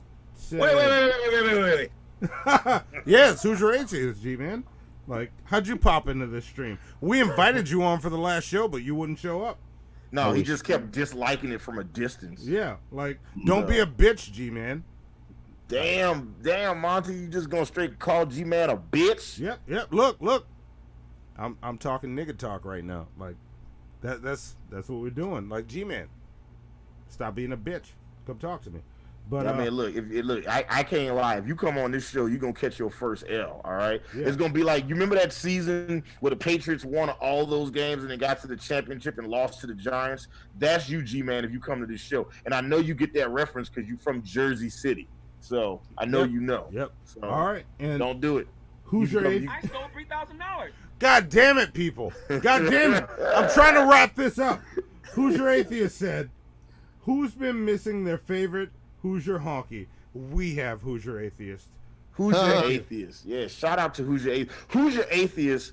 When we did our when we were doing our February torture episode of Tyler Perry, it was like we needed to make a certain amount of money in order to go see Medea's family funeral. And Who's Your Atheist donated the money that, like, we thought we were going to get out of the month scot-free, and it was like 10 minutes left in the last episode of the month. And then it was a pop-up show we did, as a matter of fact. And then Who's Your Atheist donated the money we needed to make us go see that fucking Tyler Perry movie. I remember that shit very well. So thank you, Who's Your Atheist. I'm still very angry with you about that you made me go see it. Now I have a Tyler Perry movie stub in my book of movie stubs, and I have to explain to people why I saw that. I don't have to explain. Nobody looks at my ticket stubs and be like, wait a minute, why'd you go? Whatever. Yep. And thank you for that, Who's Your Atheist. But you also got us another popular video on our channel. And here's the last one, which came from my Baton. I love you. But fuck you. We were almost done. He said, I am a second degree black belt in BJJ. I don't know what that is. Brazilian Jiu-Jitsu. All right. Hey. Shout out to everybody knowing that but Monty. That's all. I didn't know. And first degree black belt in Ben, did you know that? I presume you knew that. Yeah, I figured. All right, and first degree black belt in Machado Judo. All right. Really? Yeah. So basically, wait, who is that? I'm baiting? Yeah, that's I'm baiting. So basically, I can fuck anyone's mother, but even though they're my favorite black friends, you're not my only black friends. All right, I'm baiting. There we go. Look, here's a fist bump through the fucking screen. Boom. Where'd you learn Machado Judo? Yeah, that's my baiting. Yeah, where'd you learn Machado Judo? Like, so the first martial art I took was judo. I got like a brown belt in judo when I was like 8 or 9 years old. And when I got older, I took like submission wrestling and like Greco-Roman. So because I had already taken a lot of judo stuff, it was real easy to transition into Greco-Roman, because like the double underhooks and like the over-unders and breaking people's balance and shit like that was always like, it's like, when you learn it young, it's like that shit stays with you forever. Yeah. I don't know. That's dope. That's dope. Shout out to I'm Baiting. I didn't know that. That's pretty awesome, man. Yeah, I'm Baiting's a badass. Yeah, I'm Baiting's awesome. Thank you for being one of the cream of the crop. Your name's about to pop up on the screen unless they want to see more of see where this Peter Dinklage thing goes. Like, we got a few seconds more if you want to see it. Yeah, hit the last few seconds. All right, here we go. Mag, tell them what's up. No doubt about it. Wake your ass up. That's what you gotta understand. This one right here, satanic puppet, and that's why they do this right here. There you go. They go your diamond in the chest. Your number 33 numerology. That's what it is. All 33. 100% in his costumes. Mag, I'm back on. And that's how he ends his shit every time. He's using a fucking video recorder. I don't know if y'all realize that when you see Mag videos. Well, at least he said satanic puppet and not demonic hand animal. Yeah. Hey, Billy! Fuck! Hey. We don't allow those words on our channel. It's been a long stream. I gotta pee. I wasn't thinking. Right. I'm sorry. All right. I've been taking Ambien all night. I'm sorry. It just slipped out. Right. I haven't taken my Adderall yet, so I gotta figure out what I'm gonna do with my life. We don't call them that word. We call them either puppet Americans, Feltish people of Celtic descent. Exactly. Yeah. People of Feltish descent or puppet Americans. My bad. So, Very sorry, but guys. that being said, Billy and Ben, it has been awesome to have you on a shit show. This has been fucking wonderful. This has been a great show. Thank you. It's always good hanging with you guys. Yes.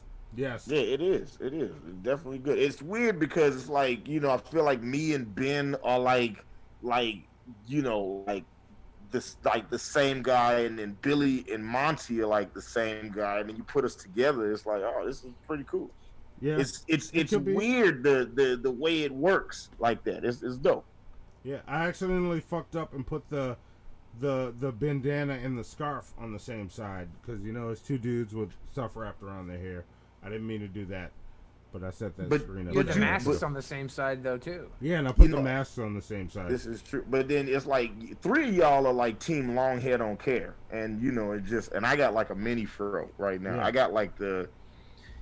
So when it's picked out, it's almost Lionel Jefferson, but like right now I kind of look like 12 Years a Slave. I need to do something with this. So I just gotta fucking. You should set a Patreon goal that if you meet, you'll get a Jerry curl.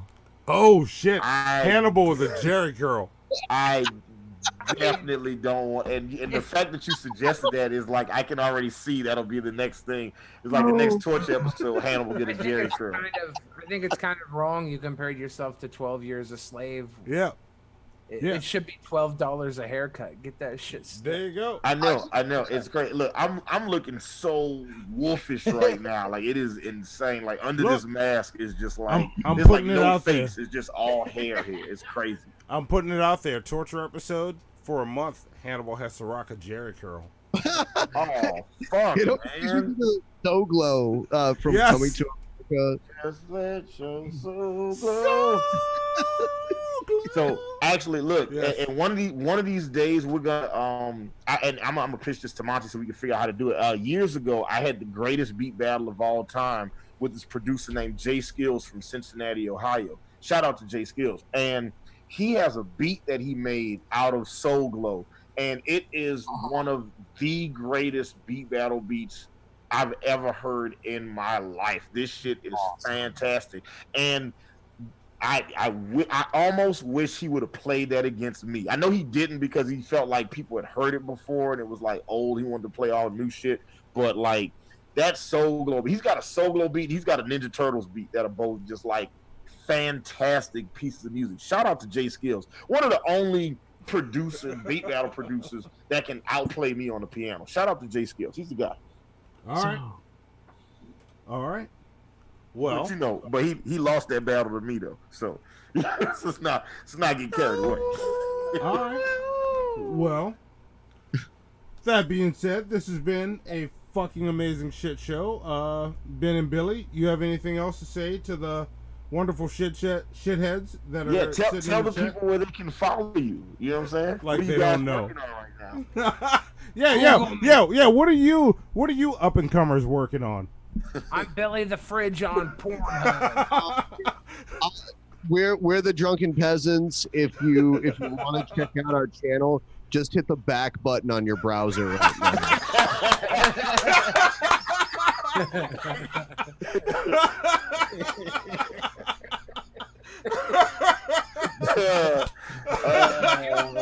I like that.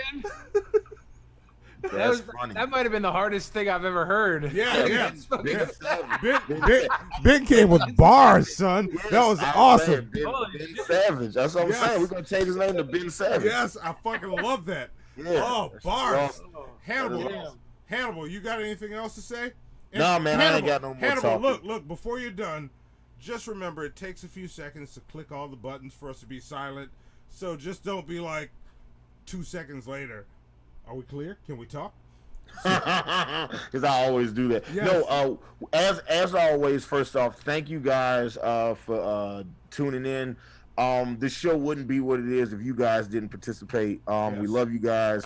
You know, fucking Sped, Wellington Smith, Ann Van Skill, LA Anime, Lord Jamarcus, Adam E, Billy Gray, Who's Your Atheist, I'm Baiting, everybody that's in the chat, Dragon in the West, of course, Morton Dan.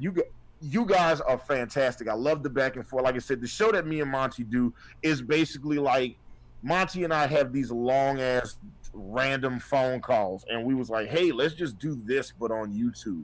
And you know, like to say that we only have like 1,400 subscribers and we have like, you know, fucking like, you know, a sixth of the peasants audience that normally tunes into their show watching ours, you know, definitely lets me know that A, we're doing the right stuff, and B, you know, we're also doing a real good job of vampiring their audience into ours. Yes, so you know, but thank you guys for tuning in. It's always fun. And remember, Wednesday, you gotta watch both. yeah, you gotta watch both shows. You gotta watch fucking, like, you can't watch Family Matters and not watch Perfect Strangers, or in this case, you can't watch Perfect Strangers and not watch Family Guy. Yeah. I mean, Family Matters. They're I mean, different you shows. can watch one or the other, but Yeah. watching both, you get the whole picture. Yeah, you get everything, man. It's awesome. You know what I'm saying? And, you know, at some point, Hannibal, the Beat Animal, and Team MFN are going to produce an album with no samples for Billy the Fridge. Yeah. Yeah. So Yeah. there you go. An It's gonna be all-original project. We're gonna get so rich. It's gonna Yeah. be ridiculous. We're gonna Yeah, make man. so much money that this YouTube shit's gonna have to, you know, Yeah. supplement our hobby. Yeah, and then look, then busy. look, the way it'll work is me and Billy will be on the road. So then Monty and they have to do the drunken shit show. Yeah, Hannibal and I will be like doing cocaine All right, with we Madonna. gotta figure this shit out, Ben. Like, how do we make it exciting? We'll figure it out. Well, you're gonna We'll- have to we'll get talk fat, later. Monty. I'm trying not to.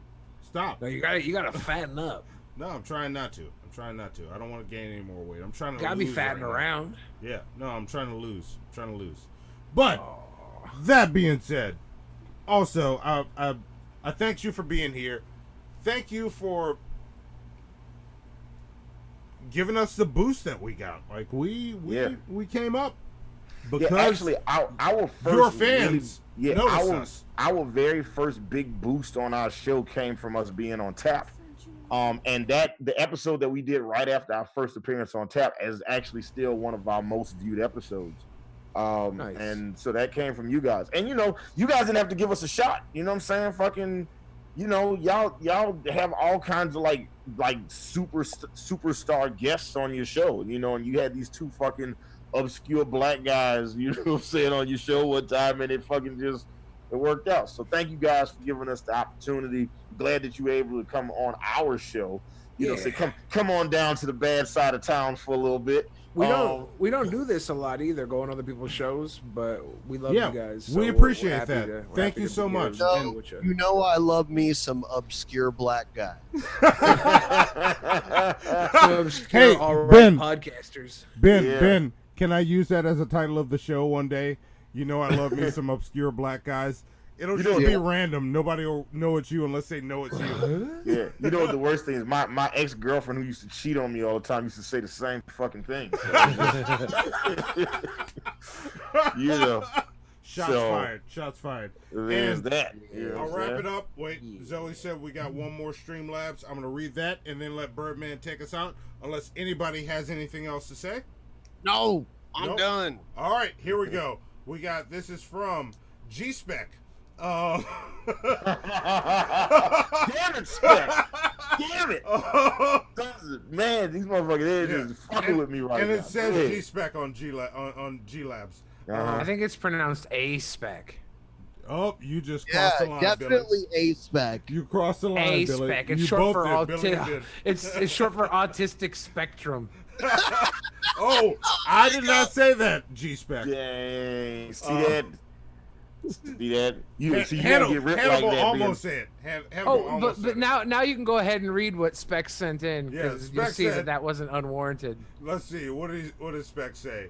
Guys, you get Billy the Fridge on your show, and he brings in extra viewers. That brings your subscriber count to 1488. Did it? Oh With no! that kind of symbolism. Oh How no! much That's like a white nationalist meme. 1480. Oh shit! Oh shit! All right. Well, we might need one more subscriber, but somebody will subscribe before it's all over. Yeah, Not one less if or you anything. guys haven't liked the stream yet, go ahead and drop a like. And we're doing a new thing now where after like the G-Man episode and every episode after that, if you leave comments on the video, you get 3 plunger points. Yeah, you're earning plunger points. So yeah, comment, if you like, earn- and subscribe. We can't Yeah. tell who likes, and the subscribers already automatically get shit. So, Yeah. But check it out. And that being said, Drunken Peasants, Billy the Fridge, and Ben, thank you so much. Yeah. For giving us your time to be on the shit show. This has been an awesome show. Yeah. Oh, and when the show ends, one of you guys shoot me your email so I can shoot you guys the audio from the show, so you guys can enjoy that and laugh. Yeah, you can share the video too. It's in a folder on your computer, Hannibal. So send them whatever you want. You can send them all. Gotcha. So there we go.